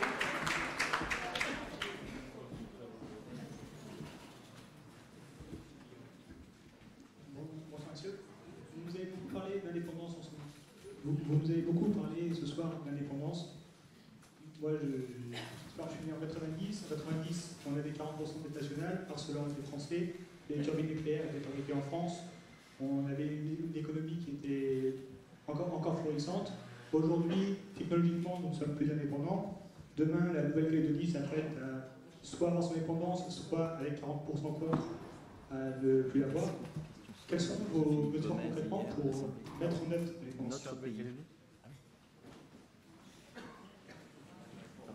Monsieur Rissieux, vous avez parlé de souveraineté et de Marie-France Garot, que j'estime beaucoup. Elle rappelait il n'y a pas si longtemps que pour la souveraineté qu'elle soit respectée, c'est quoi? C'est battre monnaie, capable de faire des lois, rendre justice et pouvoir décider de la paix ou de la guerre. Mais les Anglais nous ont montré la voie par le Brexit. Qu'est-ce qui s'est passé, la haute finance? Regardez ce que j'ai dans la main. Ce que j'ai dans la main, c'est le livre du Secours catholique qui a été remis à Macron et à qui? Au pape. On ne parle que de finances. Alors, messieurs, je vous en supplie, cette construction européenne est totalitaire, vous le savez. Alors, s'il vous plaît, Frexit ou Brexit? Une dernière question, mais il y aura une autre salle. Sur la question bioéthique ou éthique tout court, le professeur Mattei nous alerte sur le syndrome de la pente glissante et la difficulté actuelle à mettre des limites à la transgression. Comment enrayer le dérapage sur la pente glissante? Donc 5 questions, on passe tout de suite aux réponses. Ne vous inquiétez pas, il y aura d'autres salles. Nicolas, pour commencer. On va se partager avec Jean-Frédéric et Jacques, hein, et notre ami. Bon, les questions tournent à peu près autour des mêmes sujets. L'Europe. C'est vrai qu'on est devant, je pense, un défi aux élections européennes. Quel est le défi? Moi, je vais faire un mea culpa. Je pense en vérité que depuis un certain nombre d'années, nous disons la vérité. Notre vérité. Il n'y en a pas une, mais disons notre vérité. Que les faits nous ont donné raison. Il suffit de relire le discours de Philippe Séguin au Parlement, le meilleur discours, tout est écrit. Discours pour la France, mai 92. Nous l'avons répété, Philippe de Villiers, Jean-Pierre Chevènement, Jacques Miard, votre serviteur et d'autres. Nous avons décrit un engrenage. Comme les Français n'en voyaient pas les conséquences, et comme nous étions face à une dictature médiatique, toujours, on nous a pris pour des oiseaux de malheur. Et en fait, quand vous y réfléchissez, les gens n'aiment pas qu'on leur annonce des mauvaises nouvelles, parce qu'ils ne veulent pas les croire. Nous avons fait notre travail. Aujourd'hui, je pense que les Français, dans leur majorité, ont compris. La preuve, c'est qu'en 2005, on a gagné le référendum. Et on n'était que 15 parlementaires. Je m'en souviens, Christine, on a même fait une photo au Parc Monceau, je ne sais pas si tu te souviens. Nous étions que 15 parlementaires à défendre le non. Donc, le tort qu'on a eu, c'est de toujours répéter la même chose, les symptômes que les Français en fait connaissent, et de ne pas assez nous projeter dans une vision alternative positive.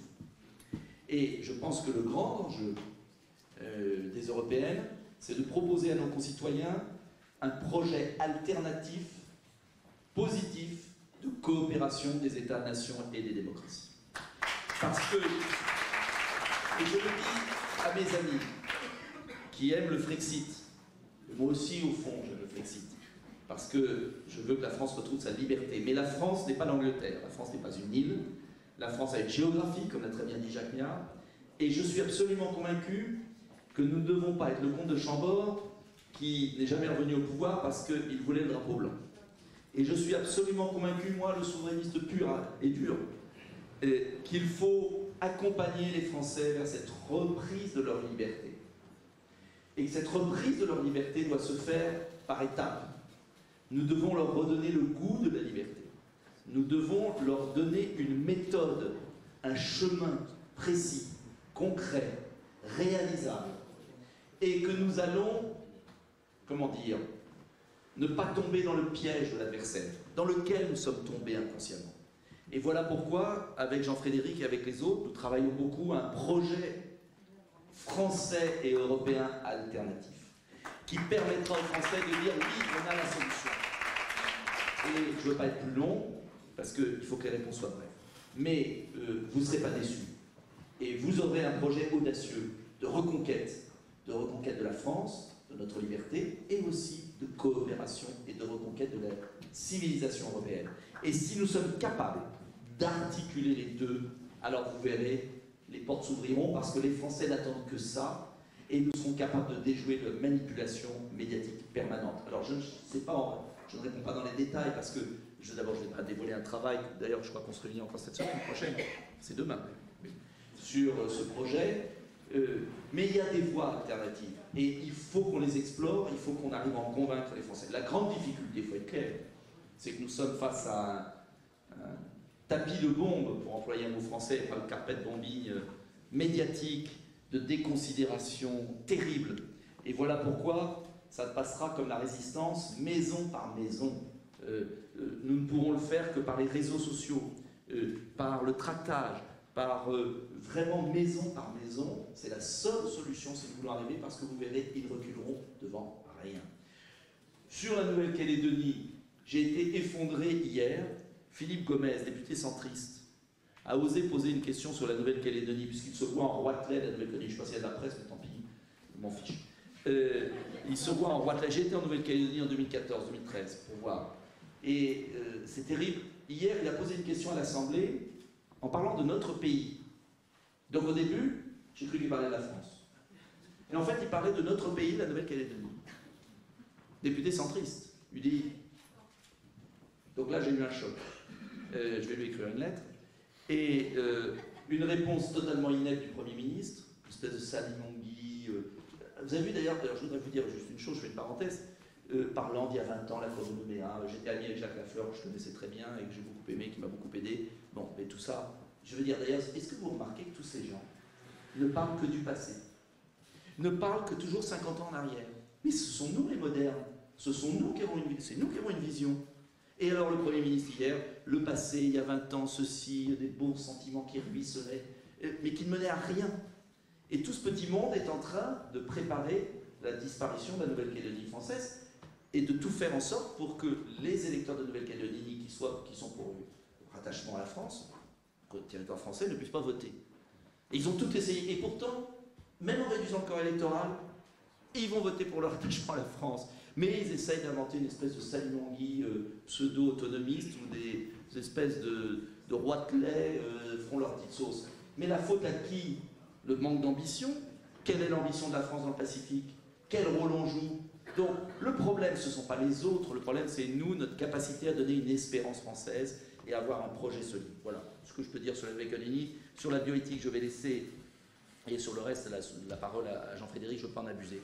La seule chose que je peux dire sur la bioéthique, c'est que moi ce que je constate, et là je demande aux femmes de se lever, aux femmes, parce que, à part quelques femmes courageuses comme Elisabeth Banater et d'autres, c'est le combat des femmes qu'on puisse imaginer d'arracher le bébé d'un ventre d'une femme qu'elle a porté pendant 9 mois, parce qu'on va lui donner de l'argent, et qu'on le sélectionne sur un catalogue, dans un hôtel parisien, pour exploiter des femmes en Inde ou ailleurs, c'est monstrueux.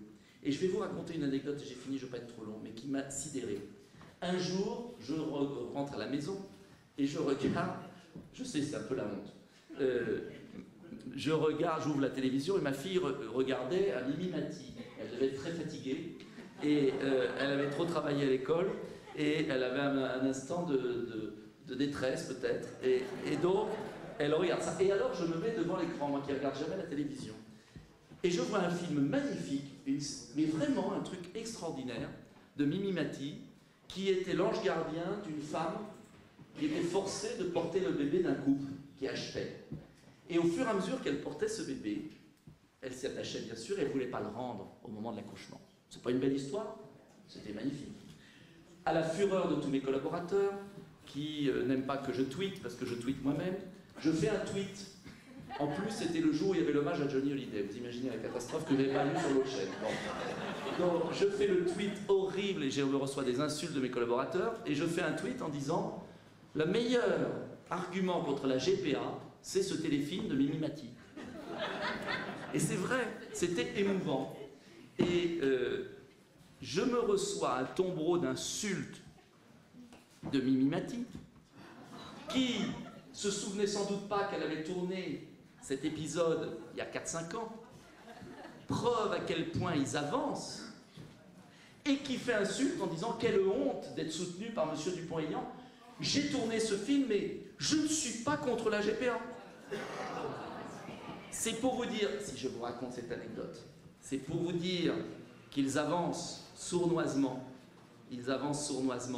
et que même elle qui avait tourné cet épisode, qui était du bon sens absolu, sans revenir à du bon sens, elle avait honte de ce qu'elle avait tourné.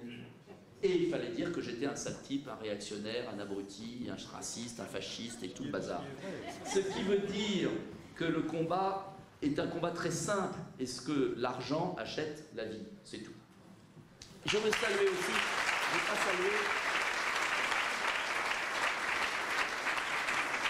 je veux saluer une de mes collègues, Yasmine Benzelmat, qui a rejoint Debout la France et qui vient du Front National, et je la salue parce que c'est une professionnelle vraiment très courageuse.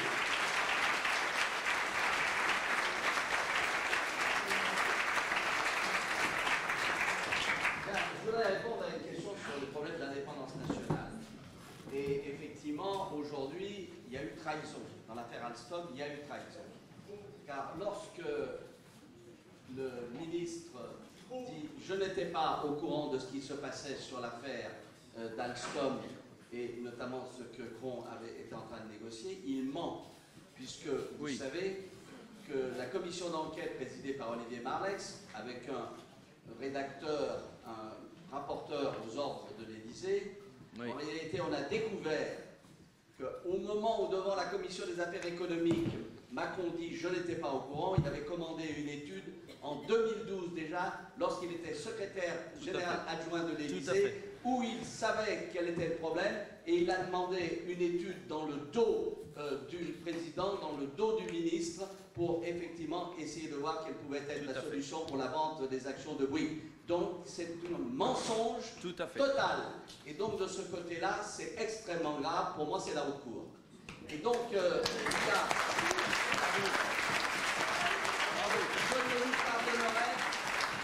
lui pardonnerai jamais cette trahison. L'affaire Alstom est une trahison. Tout à fait. Et deuxièmement, je crois qu'effectivement aujourd'hui, nous pouvons retrouver véritablement une indépendance à condition, bien sûr, de le vouloir et d'avoir une politique industrielle. C'est là où, effectivement, le tout marché a ruiné ce pays. La concurrence, elle ne vaut que si vous avez des conditions égales et loyales pour tous. Or, ce n'est pas le cas en Europe. Or, ce n'est pas le cas, bien sûr, dans le monde. Et c'est cela que nous devons retrouver. Regardez comment les Américains conduisent leur économie. C'est véritablement génial. Il y a un problème dans telle banque ou telle assurance, ils nationalisent, ils remettent ça d'aplomb et ils revendent. Et ensuite, lorsqu'il y a un certain nombre d'États qui viennent tangenter un certain nombre de domaines, eh bien, ils les arrêtent. Et de ce côté-là, il est clair qu'il faut une stratégie industrielle qui passe par la maîtrise d'un certain nombre de décisions et qu'il y en a marre. Moi, je tiens un chien de ma chienne à Monty. Si nous avons perdu Péchinet, si nous avons perdu Alstom, si nous avons perdu Alcan, etc., c'est parce que nous sommes rentrés dans ce tout concurrence qui est une imbécilité qui ne correspond pas à l'histoire du monde. Vous savez, c'est comme pour les droits de l'homme, on est tous pour, mais ce n'est pas une explication du monde. On a en face de nous des gens qui ne sont pas des poussins du jour et qui prendront tous les moyens pour arriver véritablement à leur objectif. Et nous, on est benoîtement assis sur des concepts qui sont contraires à notre intérêt national. Alors vous allez me dire, mais on est trop petit. Il y avait ça dans votre question également. Alors moi je vais vous dire une chose. Est-ce que Singapour, qui est 100 fois plus petit que la France, se pose la question si véritablement il va lâcher son indépendance? Est-ce qu'Israël se pose la question véritablement de d'amener son indépendance? Tout ça c'est de l'idéologie. Tout ça, c'est de l'idéologie. Et je vais terminer par cette phrase. Il n'y a aucune corrélation entre, je dirais, la taille et la puissance, et c'est un petit qui vous parle.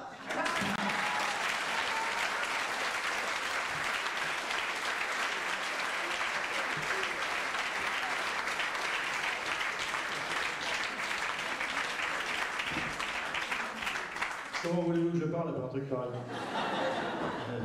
C'est vraiment un sale type quand il s'y met. Deux remarques simplement pour compléter ce que viennent de dire mes deux amis. La première, c'est que il y a une forme de fable qui trotte dans les esprits et qui voudrait qu'il n'y a plus aucune possibilité pour le Parlement français, le gouvernement français de décider quoi que ce soit parce que tout se fait à Bruxelles. Mais ça n'est pas vrai. Il y a des tas de choses que la France peut encore décider. Il suffit qu'elle le veuille. Il suffit qu'elle s'en donne les moyens, il suffit qu'elle manifeste une volonté, puis qu'elle fasse ce qu'elle a décidé. C'est aussi simple que ça.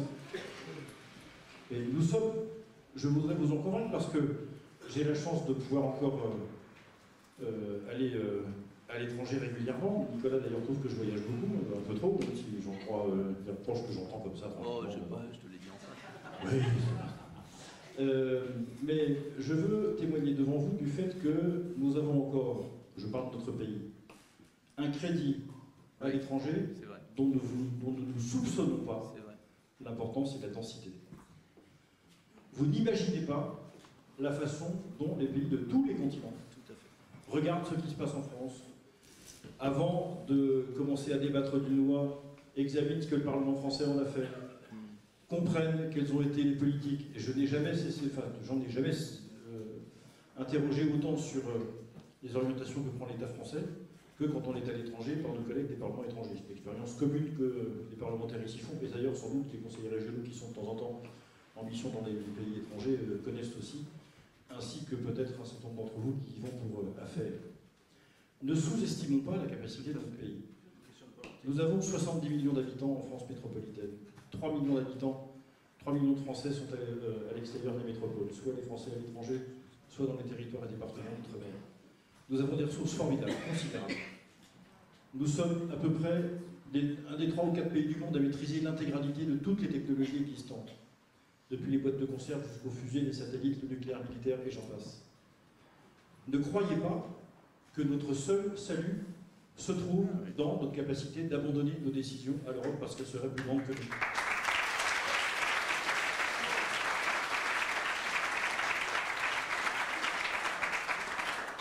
Je vais prendre un exemple que nous avons tous les 4 vécu au Parlement de près. J'étais un tout jeune directeur de cabinet, à l'époque c'était il y a déjà longtemps, un petit quart de siècle, mais nous avons trouvé, contre la volonté de l'Union européenne, enfin nous avons trouvé, le Parlement français a trouvé, tu étais déjà là toi, en une nuit, 20 milliards de francs pour sauver Air France. En une nuit.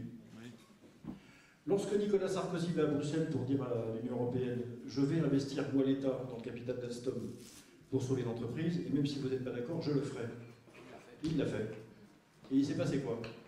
Rien. Conclusion. C'est comme d'habitude. L'Union européenne est forte avec les faibles et faible devant les forts. Bravo. Voilà. À nous d'être forts. Deuxièmement, sur la bioéthique. Alors, ça n'est jamais sans une espèce de rancœur froide que j'entends prononcer le nom de Jean-François Mattei. C'est pour ceux qui ne s'en souviennent pas, c'est le ministre de la canicule de 2003. J'ai aucune affection pour cet homme, pas beaucoup de considération. Je vais vous dire pourquoi. C'est à lui que nous devons l'intégralité des dérives contenues dans la loi bioéthique française, adoptée par le Parlement en 1994, après la décision du Conseil constitutionnel de juillet.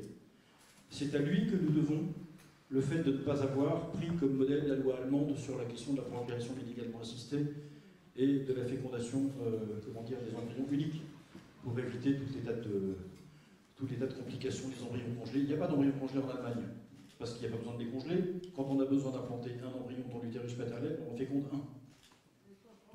À l'époque, en tout cas, c'était le cas.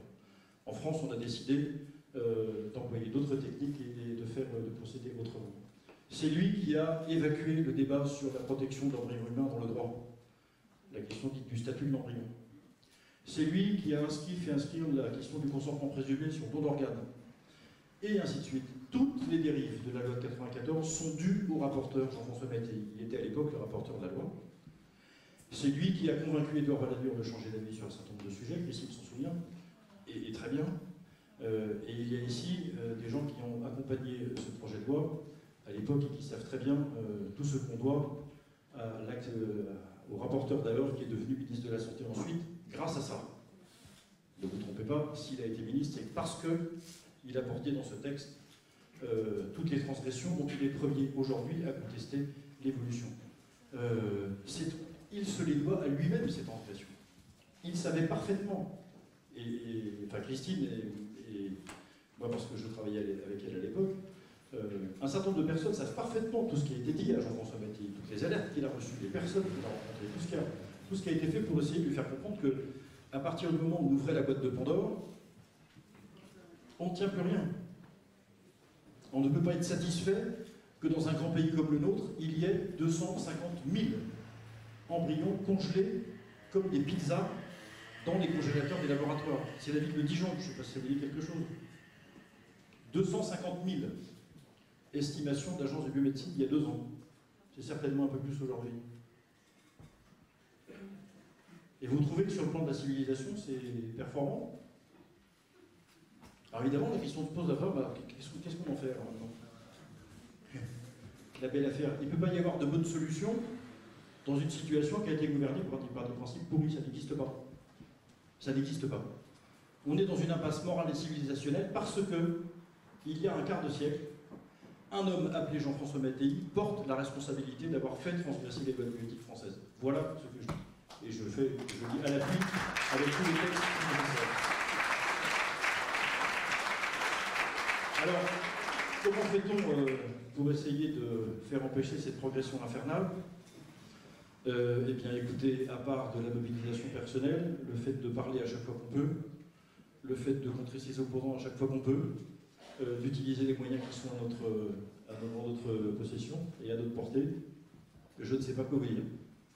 On a l'impression d'être dans une espèce de lessiveuse sur ce genre de sujet qui n'arrête pas de tourner.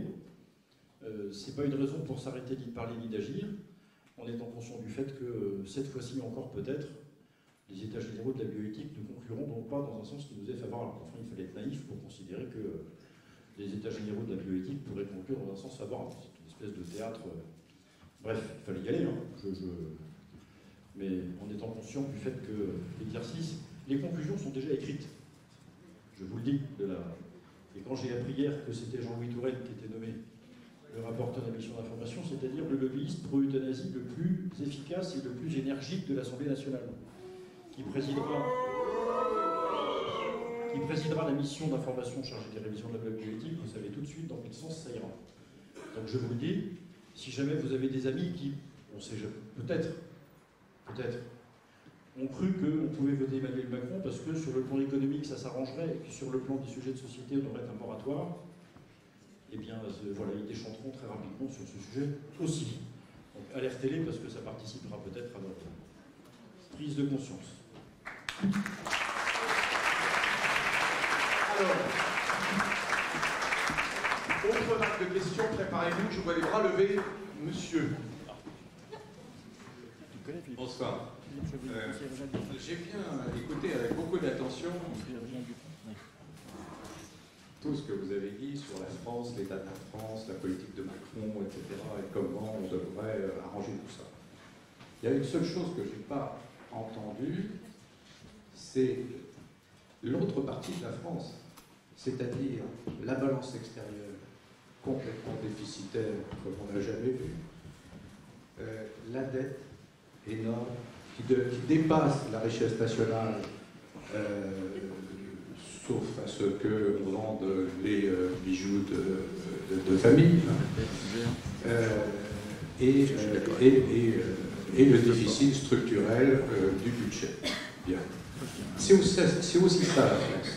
C'est aussi 6 millions de chômeurs, un chômage de masse.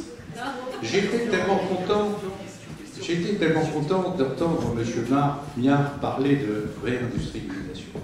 Mais pour réindustrialiser, et nous étions d'accord sur ce sujet il y a peu, il y a quelque chose d'important à faire, c'est un ajustement monétaire avec l'ANA. Alors, oui ou non, êtes-vous toujours sur cette ligne? Moi, j'ai entendu quelque chose d'autre dans l'entre-deux-tours qui m'a navré, je vous le dis sincèrement, qui m'a navré. Et voilà, et personnellement, je conduis un parti politique qui s'appelle le Front Libéré, qui défend cette idée-là. Est-ce que vous êtes ouvert à une participation avec nous dans le cadre des amoureux de la France dont nous sommes? On continue la collecte des questions.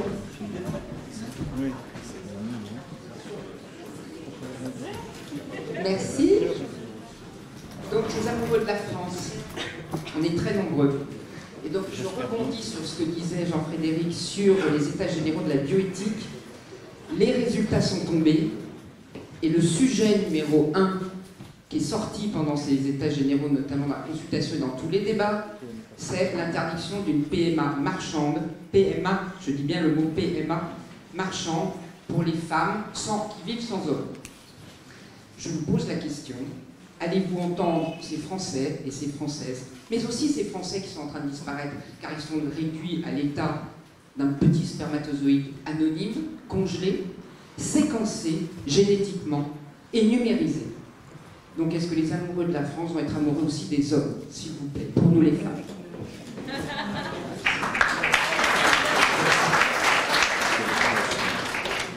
Alors, moi, ce qui m'interpelle, en ce qui concerne le Parti chrétien-démocrate, c'est le terme chrétien.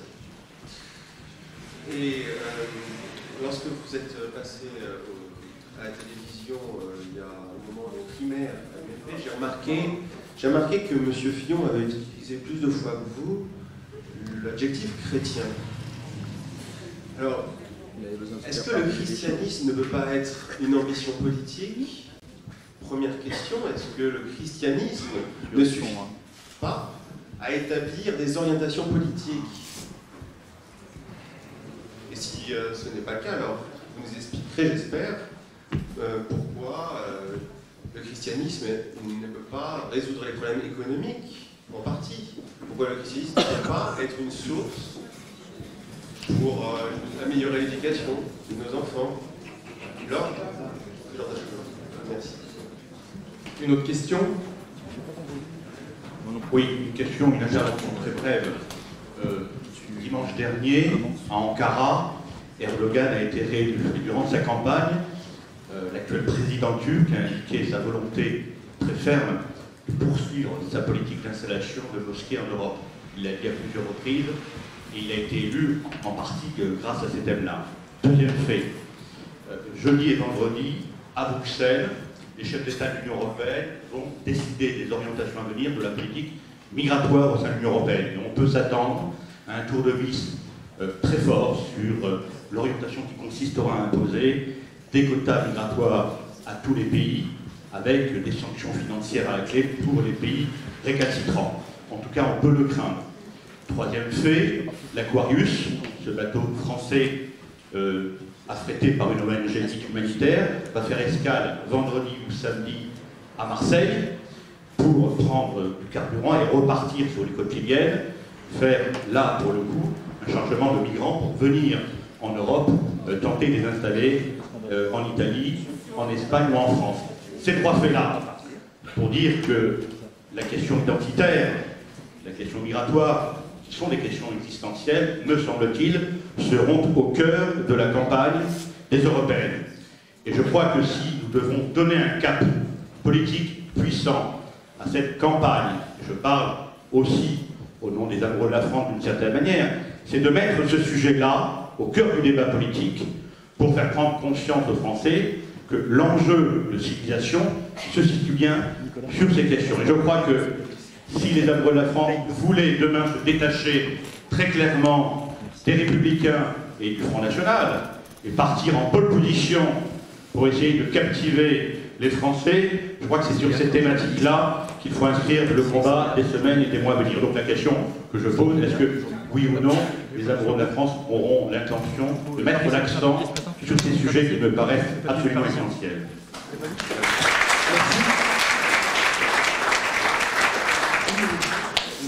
Ma question s'adresse à M. Dupont-Aignan et M. Jean-Frédéric Poisson,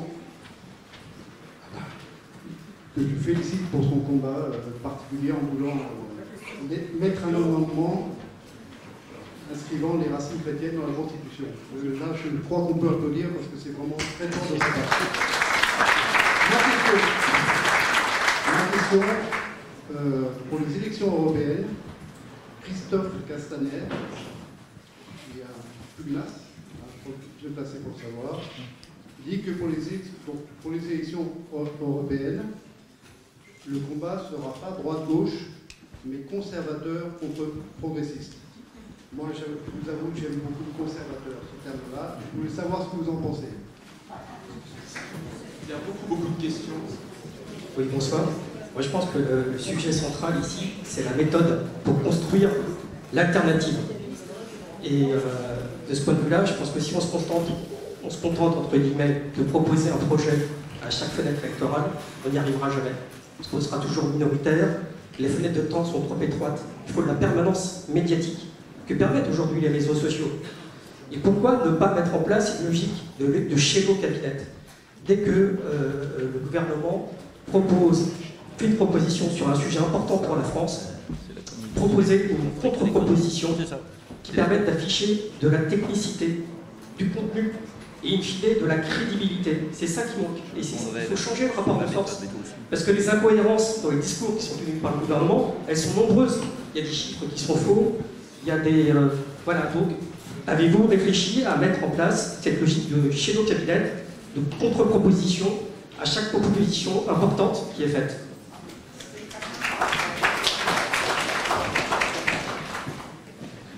Si, en complément à ce qu'a dit notre ami Karim Mouchik, je dirais qu'il ne faut pas oublier que l'adversaire, ce ne sont pas les exilés, ce ne sont pas les syndicats de la SNCF, c'est Macron.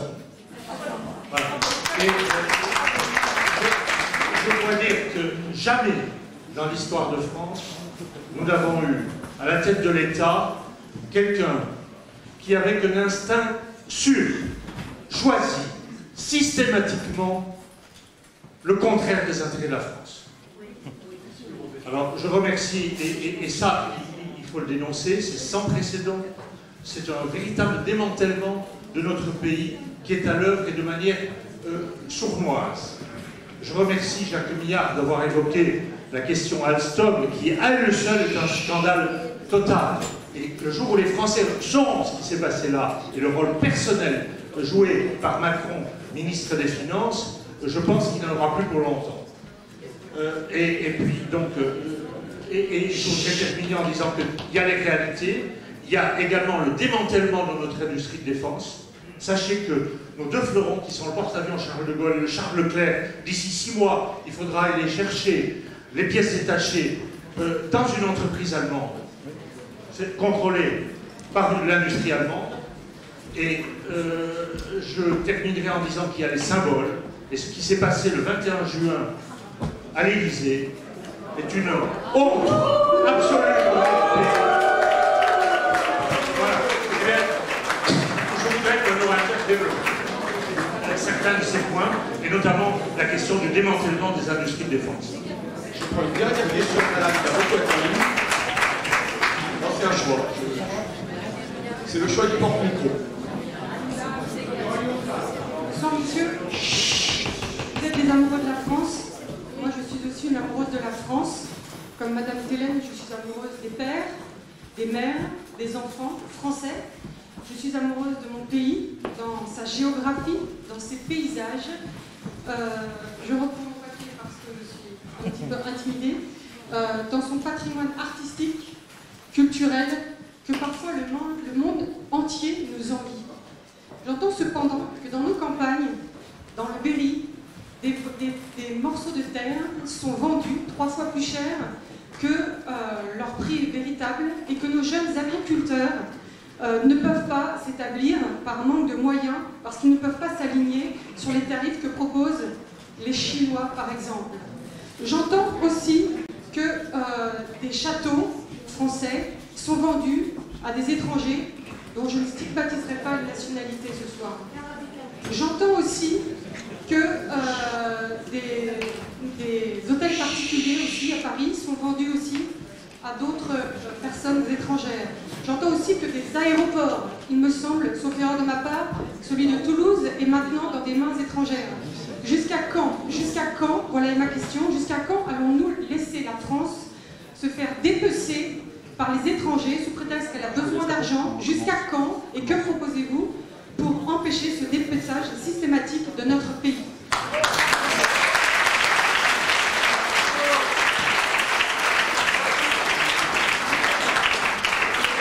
Dernière question, avant la prochaine salle. Bonjour Monsieur Dupont-Aignan. Bonjour. Alors, je tiens les oreilles. D'accord. Tu crois qu'on fait une 3e salle? D'accord. Oui. Alors, bonjour, bonsoir à tous. Je suis Sofiane Leroy, j'ai 14 ans, je suis adhérent de Vous la France depuis quelques mois, dans la 9e circonscription des Yvelines, avec Rémi Pussigur, qui est notre délégué. Et ma question s'adresse à vous sur la laïcité. Récemment, dans mon collège, une surveillante est entrée et a posé une question. Qui fait le ramadan dans la classe? Ouais. Qui fait le ramadan dans la classe?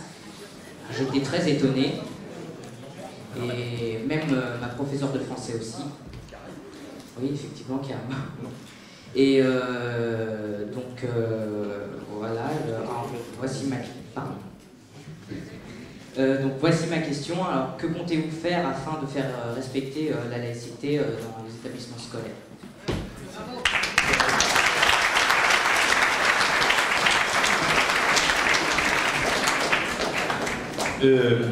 Quelques éléments de réponse.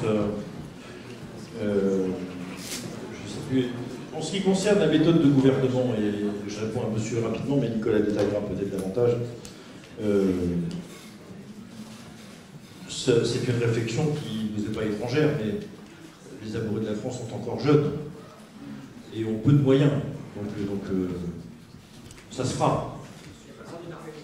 Non, mais voilà, c'est quelque chose qui n'est pas étranger encore une fois, mais on prend les échéances, on va dire, une par une, et pour l'instant, on n'est pas encore équipé pour, mais Nicolas répondra sans doute plus précisément que moi là-dessus. Chers Frigides, les amoureux de la France sont amoureux des hommes et des femmes et des enfants, bien sûr. Nous avons sur ce sujet beaucoup de points communs. L'intervention que Nicolas a faite tout à l'heure sur la question de la marchandisation, qui est centrale dans le débat d'aujourd'hui maintenant, en plus des dimensions symboliques. Je ne sais pas quelle place ça aura dans les projets qu'on constituera, mais il est évident que ce sont des points sur lesquels on s'accorde assez facilement. Ah oui, pour moi. Je pense pouvoir dire que oui, j'ai pas très bien compris votre question, monsieur, sur le christianisme. Monsieur Fillon a dit plus souvent que moi qu'il était chrétien, c'est sans doute qu'il avait davantage besoin de le faire.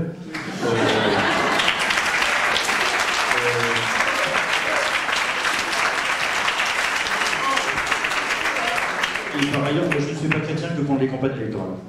C'est ma première réponse. Ma deuxième réponse, elle tient dans ceci. C'est que le christianisme social qui inspire le Parti chrétien-démocrate, c'est pour ça qu'on s'appelle chrétien, parce qu'on dit quelles sont nos racines. C'est un vieux mouvement politique, c'est un courant d'idées auquel on doit beaucoup d'innovations sociales qui sont encore actives dans la France aujourd'hui. Et il y a tout lieu d'être fier d'appartenir à cette tradition, même si elle a été de temps en temps fragilisée. Le christianisme social ne donne pas de solution.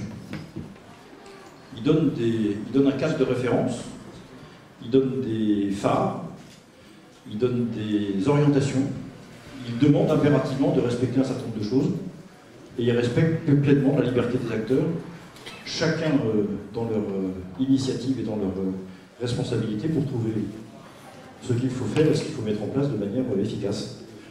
Je n'ai pas le sentiment d'avoir évacué les sujets que vous mentionnez pendant la campagne primaire, c'est pour ça que je viens, enfin, on peut se voir après à la sortie si vous voulez pour revenir, mais comment dire, il n'y a pas de sujet qu'on ait évacué. Vous ne citez jamais la doctrine sociale de l'Église, vous ne citez pas les textes de la Bible. C'est un peu... Monsieur, j'ai pas... Non, en fait, faut pas se tromper de registre, il n'y a pas de... On aura ce débat à la sortie de la salle si vous voulez, mais voilà, bref. Donc, sur les je termine par là. Sur les européennes, je ne sais pas si le débat sera entre conservateurs, et je ne sais pas où est le monsieur qui a posé la question, je ne vois plus. Il est là, il est retourné au fond. Je ne sais pas si ce sera un débat conservateur-progressiste. Ce que veut éviter Emmanuel Macron, c'est que ce soit un débat pour ou contre Macron. Ça, c'est sûr. Et je pense qu'il peut y arriver. Ce qui ne l'arrangerait pas non plus beaucoup, c'est que ce soit un débat entre les partisans de l'Europe de Bruxelles et les autres. Ça ne l'arrangerait pas. Ça nous arrangerait nous, par ailleurs.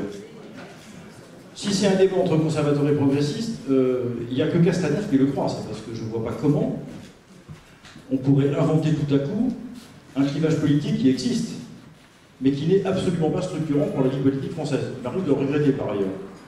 Je parle du paysage et de l'organisation du paysage politique, je ne parle pas des électeurs. Enfin, les partis politiques sont exactement pas structurés comme ça, pour le coup. Il y a les conservateurs des deux côtés, des trois côtés, même si c'est maintenant en trois dimensions, donc il y en a partout, il y a des progressistes partout, d'ailleurs c'est aussi pour ça qu'on s'y retrouve plus, à supposer qu'on soit capable de définir précisément ce que veulent dire les termes. Parce que s'il fallait faire un sondage dans cette salle sur ce que c'est que le conservatisme politique, je pourrais avoir de temps en temps des expressions un peu différentes, je pense. Donc moi, ce que je crois, c'est que Macron veut à tout prix éviter que le sujet porte soit sur sa présidence et 2 ans de bilan, soit sur ses orientations européennes. La seule manière qu'il a de le faire, c'est de transporter le débat ailleurs, en disant la lumière c'est moi, le progrès c'est moi, le bien c'est moi, les autres sont des abrutis. Donc ça rejoint en partie le clivage que vous désignez. À nous de faire en sorte, et les campagnes électorales servent à ça, à nous de faire en sorte que le débat se ressente sur le sujet, c'est-à-dire la politique européenne de la France. Ou la France dans l'Europe. Ou l'indépendance française dans une Europe plus forte. Ou, enfin j'en sais rien, vous appelez ça comme vous voulez, recentrée sur l'Europe. Ce qui serait une première parce qu'il est rare que les élections européennes aient été centrées sur l'Europe en termes de débat de la campagne électorale. Donc on va essayer de faire ça. Répondre. T'es vraiment sûr que je veux que tu répondes? Oui. Bien. Alors, moi, je vais prendre le problème de la dette. Et il y avait une question, c'est toi, Roland, sur la maîtrise de notre armement. On va commencer par la maîtrise de notre armement, parce que ça, c'est une question véritablement d'engagement, de volonté et de budget. Et bien sûr, de protection d'un certain nombre de sociétés qui sont parfois attaquées ou achetées. Il y a certaines sociétés françaises qui doivent être impérativement contrôlées par les capitaux français et les brevets encore plus. Ça, c'est évident. Et ensuite, il est vrai que dans le monde actuel, on n'a pas, dans un certain nombre d'équipements, une totale maîtrise de toutes les pièces. Il y avait un accord avec l'Allemagne qui avait été passé il y a longtemps qui disait qu'à partir du moment où on monte un certain nombre d'équipements en commun, l'État hôte, si jamais on exporte, ne s'opposera pas à ces exportations. Et les Allemands se sont assis sur cet accord qui remonte dans les années 60. Et donc là, il y a un vrai problème qui d'ailleurs pose la question, effectivement, d'un certain nombre, je dirais, de coopération européenne, car si c'était le cas, il nous faudrait faire un effort encore supplémentaire pour garder la totale maîtrise. Nous avons ça, bien évidemment, il faut savoir que les Airbus, vous le savez, si vous prenez des Pratt et Whitney, 35% du matériel des Airbus sont européens. Le reste, c'est les États-Unis. Si c'est le Snecma de Safran, c'est 50%. Donc vous voyez bien qu'on n'est pas dans un monde où on est cloisonné. Et là, il faut faire très attention aux coopérations et aux stratégies industrielles que nous développons. J'en viens maintenant à cette histoire de dette. Bayrou, à longueur de temps, dit qu'il ne faut pas laisser la dette aux enfants, etc., etc. De grâce. Le problème de la dette est celui de la dette perpétuelle. Ça se stabilise. Il ne s'agit pas de l'augmenter, mais vous ne la rembourserez pas. Le Japon a 130% de dette. Qu'est-ce qui s'est passé aux États-Unis où, à la sortie de la guerre, la dette par rapport au PIB, c'était 135%. Et donc, qu'est-ce qu'ont fait les Américains? Benign neglect, ils ont laissé filer la monnaie. Donc, on sait comment ça se fait. On sait comment ça se fait. Simplement, c'est devenu quelque chose totalement tabou. Pour problème, maîtriser la dette, bien sûr, il faut serrer les boulons, ça c'est vrai, mais il ne faut pas tomber dans ce qui est le travers encore de Migaud aujourd'hui avec la Cour des comptes en disant qu'il faut sabrer dans toutes les dépenses. Car ça s'appelle le multiplicateur. Lorsque l'on coupe 100 dans les dépenses aujourd'hui, alors qu'il n'y a pas d'investissement pour relancer la machine, on pensait qu'il y avait une baisse du PIB de 50%, or c'est faux. Aujourd'hui, nous savons, avec notamment tout ce qu'a étudié Blanchard, repris par Naxxis et Teleartus, nous savons que la baisse est de 300. Vous baissez de 100, vous la baissez. Ce qui est en train de se passer en France, si nous avons un ralentissement, c'est qu'on sabre dans des dépenses d'une manière imbécile. Donc ce qu'il faut faire, c'est inverser la machine. Comment? C'est un investissement qu'il faut véritablement investir et toujours investir. Mais comment, vous allez dire, on ne sait pas. Ben, c'est là où véritablement Maastricht, c'est une imbécilité. Un État n'est pas un emprunteur privé. Un État doit pouvoir effectivement abonder son budget d'investissement par des avances du Trésor, comme ça a été le cas dans la reconstruction de la 4e République, jusqu'en 1973, en 93 avec Maastricht. Donc c'est ça la solution. Il nous faut changer de logiciel. Se pose bien évidemment le problème des rapports monétaires. Alors là, soyez sans clair. Moi je sais, parce que j'ai pas mal travaillé avec Sapir, avec De Rosa, avec Cotta, avec Vesperini, qui sont tous dans mon cercle Nation et République, et donc on sait très bien aujourd'hui qu'aucun gouvernement ne prendra la décision de sortir de l'euro. Mais, c'est pas nous qui sortirons de l'euro, c'est l'euro qui sortira de nous. Parce que c'est là où il va y avoir un risque, soit avec l'Italie, soit avec une autre chose, c'est qu'on risque une crise systémique. Et là, nous devons être prêts. Et là, nous devons être prêts à savoir comment on va maîtriser, parce que ça va secouer. On ne sort pas d'une union monétaire de cette manière en disant « ciao Bert », c'est pas vrai. Donc il va y avoir véritablement des chocs, et ces chocs, nous devons les maîtriser. Et c'est en cela qu'aujourd'hui, on est en pleine chimère sur la zone euro avec M. Macron et avec un certain nombre d'autres. Sachez qu'il y a un certain nombre de gens, y compris dans un certain nombre de partis, qui ont bien compris les enjeux. Je vous recommande une lecture, celle de Pierre Delauzun, dont j'ai fait la préface, c'est pour ça que je le recommande. Et donc, il est clair aujourd'hui qu'on a devant nous une crise de la zone euro et qu'il va falloir savoir comment on sort. Je le répète, aucun gouvernement prendra la décision de sortir parce que ça sera immédiatement le choc systémique. Mais en revanche, je suis convaincu qu'il y aura l'euro qui nous abandonnera et sans doute l'Allemagne la première qui refuse de payer pour les gueux. Voilà ce que je voulais vous dire.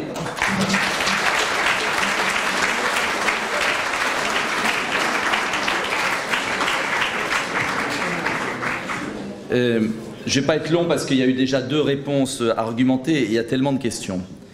J'ai envie de répondre à madame. Oui, le patrimoine. Quand on accepte que le patrimoine, c'est-à-dire notre héritage, soit brisé, c'est une sorte de révolution culturelle à la chinoise. C'est-à-dire qu'on accepte de nous couper nos racines. Et un arbre qui n'a plus de racines, eh ben, il ne pousse plus et il ne va plus vers le ciel. Hein, donc c'est évident. J'ai été très critiqué samedi soir parce que j'ai parlé de colonisation. Mais tout le monde a cru que c'était prémédité, pas du tout. Mais je ne regrette pas un instant. D'ailleurs, j'ai été clair. J'ai parlé de colonisation économique, Chine, États-Unis, colonisation politique, Bruxelles, Allemagne, et colonisation religieuse, avec le problème du salafisme qui empêche les musulmans qui pratiquent leur foi dans le respect des lois de la République de le faire. Et je suis élu de villes où il y a des musulmans qui pratiquent leur foi très bien, dans le respect des lois de la République, et qui sont terrorisés par les salafistes. Et que la question n'est pas de ressurgir, et je le dis très clairement, en tout cas pas moi, le conflit de civilisation qui nous mettrait dans un corner politique. La question, elle est très clairement de combattre le salafisme, de fermer les mosquées salafistes, de reconquérir le terrain. Et si nous faisons déjà ça, nous aurons réglé une partie du problème. Donc je le dis très clairement. Et moi je vous le dis très clairement, je ne serai pas le comte de Chambord. C'est-à-dire, et on est tous les deux en parfaite ligne parce que, je vais vous dire, c'est d'ailleurs étonnant, dans les réunions publiques, on ne se voit pas avant, on arrive chacun de notre côté, et c'est vrai quand il y a des questions, parfois je m'interroge, je me dis qu'est-ce qu'il va répondre? J'imagine que Jean-Frédéric se dit la même chose, et en fait c'est étonnant, c'est qu'on est vraiment, il y a rarement eu, je ne crois pas. D'ailleurs, à La Roche-sur-Yon, il m'a dit en parenthèse, tu parlais des nationalisations des banques, et il se retourne vers moi discrètement, il me dit ça va peut-être te choquer. Et je lui dis mais je l'ai déjà proposé. Donc parfois chacun de nous a peur de mécontenter l'autre en se disant peut-être qu'on évoque quelque chose de différent. En vérité, moi je vais vous dire, je comprends monsieur sur le conservatisme, mais moi je vais vous dire, si on veut continuer à perdre toutes les élections, à laisser une gauche minoritaire, tentaculaire, pensée unique, continuons comme ça. Chacun veut se trophée. Alors vous ne me trouvez peut-être pas assez chrétien, vous ne me trouvez pas peut-être assez conservateur. Il y en a un autre à Debout la France qui va dire qu'on n'est pas assez laïque. Il y en a un troisième qui va dire qu'on ne vient pas sur le mariage pour tous alors que le combat aujourd'hui c'est la PMA et la GPA. On ne sera jamais tous d'accord. Jamais. Et si on voit à chaque fois notre différence pour être les ultras de chacun, eh bien on offrira le boulevard à ces gens qui ont détruit le pays et qui continuent le pays. Et donc moi je vous le dis, je sais, alors on nous dira, ouais, je sais ce qui se dit derrière, ah bah oui mais il est peut-être pas totalement, ah bah Jean-Frédéric Poisson il va peut-être nous entraîner vers machin. Eh bien basta, moi je ne vais pas continuer à voir la gauche minoritaire gagner notre pays, avoir notre pays détruit par une classe politique irresponsable parce qu'on est incapable de s'unir, on est incapable de faire un compromis, on est incapable de faire un pas vers l'autre. Oui, vous ne serez peut-être pas totalement content, mais si on sauve la France, vous aurez le droit, après qu'on ait sauvé la France, qu'on ait éteint l'incendie, d'aller plus loin. Et libre à vous d'aller plus loin. Comme, et je ne vous en veux pas, je comprends très bien ce que vous pouvez dire, comme d'autres chez moi pourront dire autre chose, parce que l'enjeu, la maison brûle. Et donc, le général de Gaulle, pendant la Résistance, Maurice Safran sur un plateau là, lundi matin disait des âneries, le général de Gaulle il a regroupé des gens de l'Action française et puis des communistes et ils étaient d'accord sur tout? Bien sûr que non, des laïcs, des religieux, et il y aura des musulmans qui combattront avec nous et il y en aura d'autres. Ce que je veux pas c'est qu'ils soient salafistes, ce que je veux pas c'est qu'on tombe dans les excès, ce que je veux c'est qu'on gagne, et pour gagner il faut faire quelques petits compromis et on avance, parce que sinon on va passer notre vie avec nos chapelles, et ça moi j'en ai assez. Et je vous le dis comme je le pense. Je vous supplie Bien sûr que chacun devra faire un compromis. On discutera à la fin. Bien sûr que chacun doit faire un compromis. Mais l'enjeu, c'est la colonisation de la France. L'enjeu, c'est la perte de racines. L'enjeu, c'est l'absence de vision politique. C'est ça l'important. Et Jean-Frédéric a totalement d'accord. L'enjeu, c'est peut-être d'éviter de perdre toutes les élections en se mettant sur le terrain de l'adversaire. Donc, moi, je ne me mets pas sur le terrain de M. Castaner. Je l'emmerde, M. Castaner, pour parler franchement. Je vais vous dire, parce que est-ce qu'on va tomber systématiquement dans tous les pièges que nous tendent la gauche bobo? Oui, moi ce que je dis, c'est qu'il y a des élections européennes, ne nous trompons pas d'échéance. Tout à l'heure, le shadow cabinet, moi j'ai essayé 20 fois le shadow cabinet. Alors à Debout la France, on a nommé 40 membres de 40 ministres, ça nous a fait plaisir, on s'est cru président de la République, chacun réagit par un communiqué sur tous les sujets, on est parfait, ça n'intéresse absolument personne, parce qu'il n'y a pas un journaliste qui reprend nos communiqués de Madame Trucmuche qui est à Debout la France, et j'en ai rien, même le mien on ne le reprend pas. Ça n'intéresse personne, ça nous fâche d'ailleurs avec tout le monde, parce qu'évidemment, les gens regardent le spécialiste du sujet de la pêche industrielle, dit mais qu'est-ce que c'est ce type, il comprend rien de la pêche industrielle, moi je sais ce qu'il faut faire, et on perd toutes les élections. Donc est-ce qu'il ne serait pas temps d'aller à l'essentiel? Regardez comment Macron a gagné. Est-ce qu'il a tout dit? Non. Est-ce que le général de Gaulle a dit qu'il allait dévaluer le franc et créer un nouveau franc avant d'arriver au pouvoir? Il ne serait jamais revenu au pouvoir. Donc est-ce qu'à un moment on ne va pas se fixer sur l'essentiel? Quelle est l'échéance électorale l'année prochaine? C'est l'Europe. On a gagné sur l'Europe le combat idéologique. Simplement les gens attendent de savoir ce qu'on va faire. Il faut être précis. Et on sera précis sur l'euro. Cher Philippe, on le sera précis. On avance bien. Et vous verrez que fin août, on aura des réponses à apporter. Très précises. Et on ne sera pas dans un bouli-boulga qu'on a vu. Hein. Donc, on sera précis. Mais ce que je veux vous dire très clairement, c'est que c'est une élection européenne. Donc, on va parler de Macron et de l'Europe. Et puis, on ne va pas ramener les autres sujets. Parce que sinon, on est foutus. Parce qu'on mécontentera tellement de gens que les autres gagneront par notre bêtise politique. On a des convictions, on n'est pas suspect de les trahir. Nous sommes ceux qui avons sacrifié notre vie politique pour nos convictions. Alors, ce qui est insupportable, et je le dis franchement aussi, ce qui est insupportable dans notre camp, c'est que plus vous avez de convictions, plus vous faites de sacrifices pour les convictions, plus dans un réflexe sectaire, on vous dit « Ah oui, mais tu vas pas assez loin ». Eh ben non, on fait déjà tout ce qu'on peut. Alors plutôt que de voir le petit bout de la lorgnette, le petit truc qui va pas, oui, il y en a sans doute qui va pas, voyez plutôt ce qu'on essaye de faire pour réunir l'opposition à Macron, pour le foutre en l'air, pour le gagner. Et puis on fera peut-être pas tout bien au pouvoir, mais au moins on redressera le pays, on le remettra sur un bon cap. Et puis là, il sera peut-être temps, alors à ce moment-là, de combattre et de dire vous devez aller un peu plus loin là-dessus, vous devez aller un peu plus loin sur autre chose. C'est un enjeu majeur. Et je le dis avec amitié, et je le dis sans aucune animosité, ne nous trompons pas de combat. Sauvons le pays, la maison brûle, quelle que soit la couleur du pompier, on y va, on éteint l'incendie, on s'ordonne, et puis on verra après. Voilà, je ne peux pas en dire plus.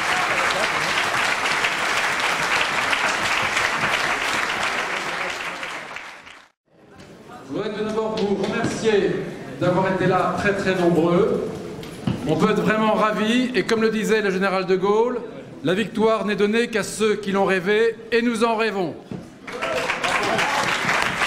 Je vous propose de nous retrouver à une autre réunion des amoureux de la France.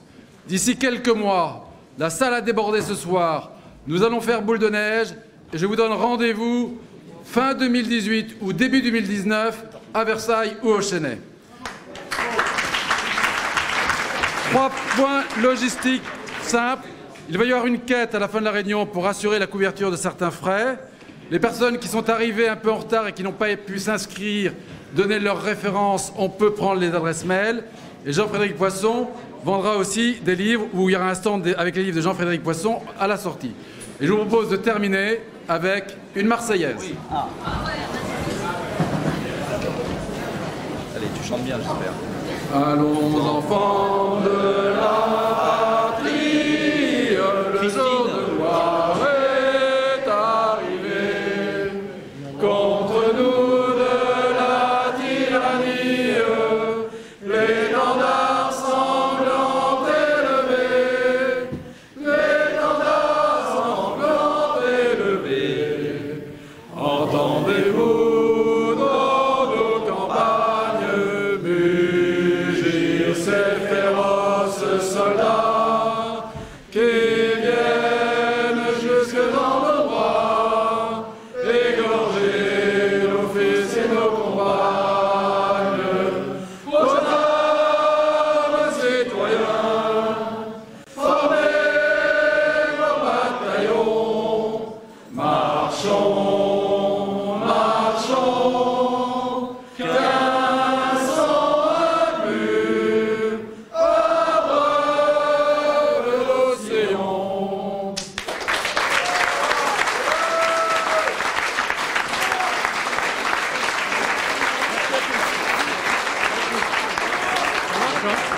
Belle réunion quand même. Merci d'être là, Jacques.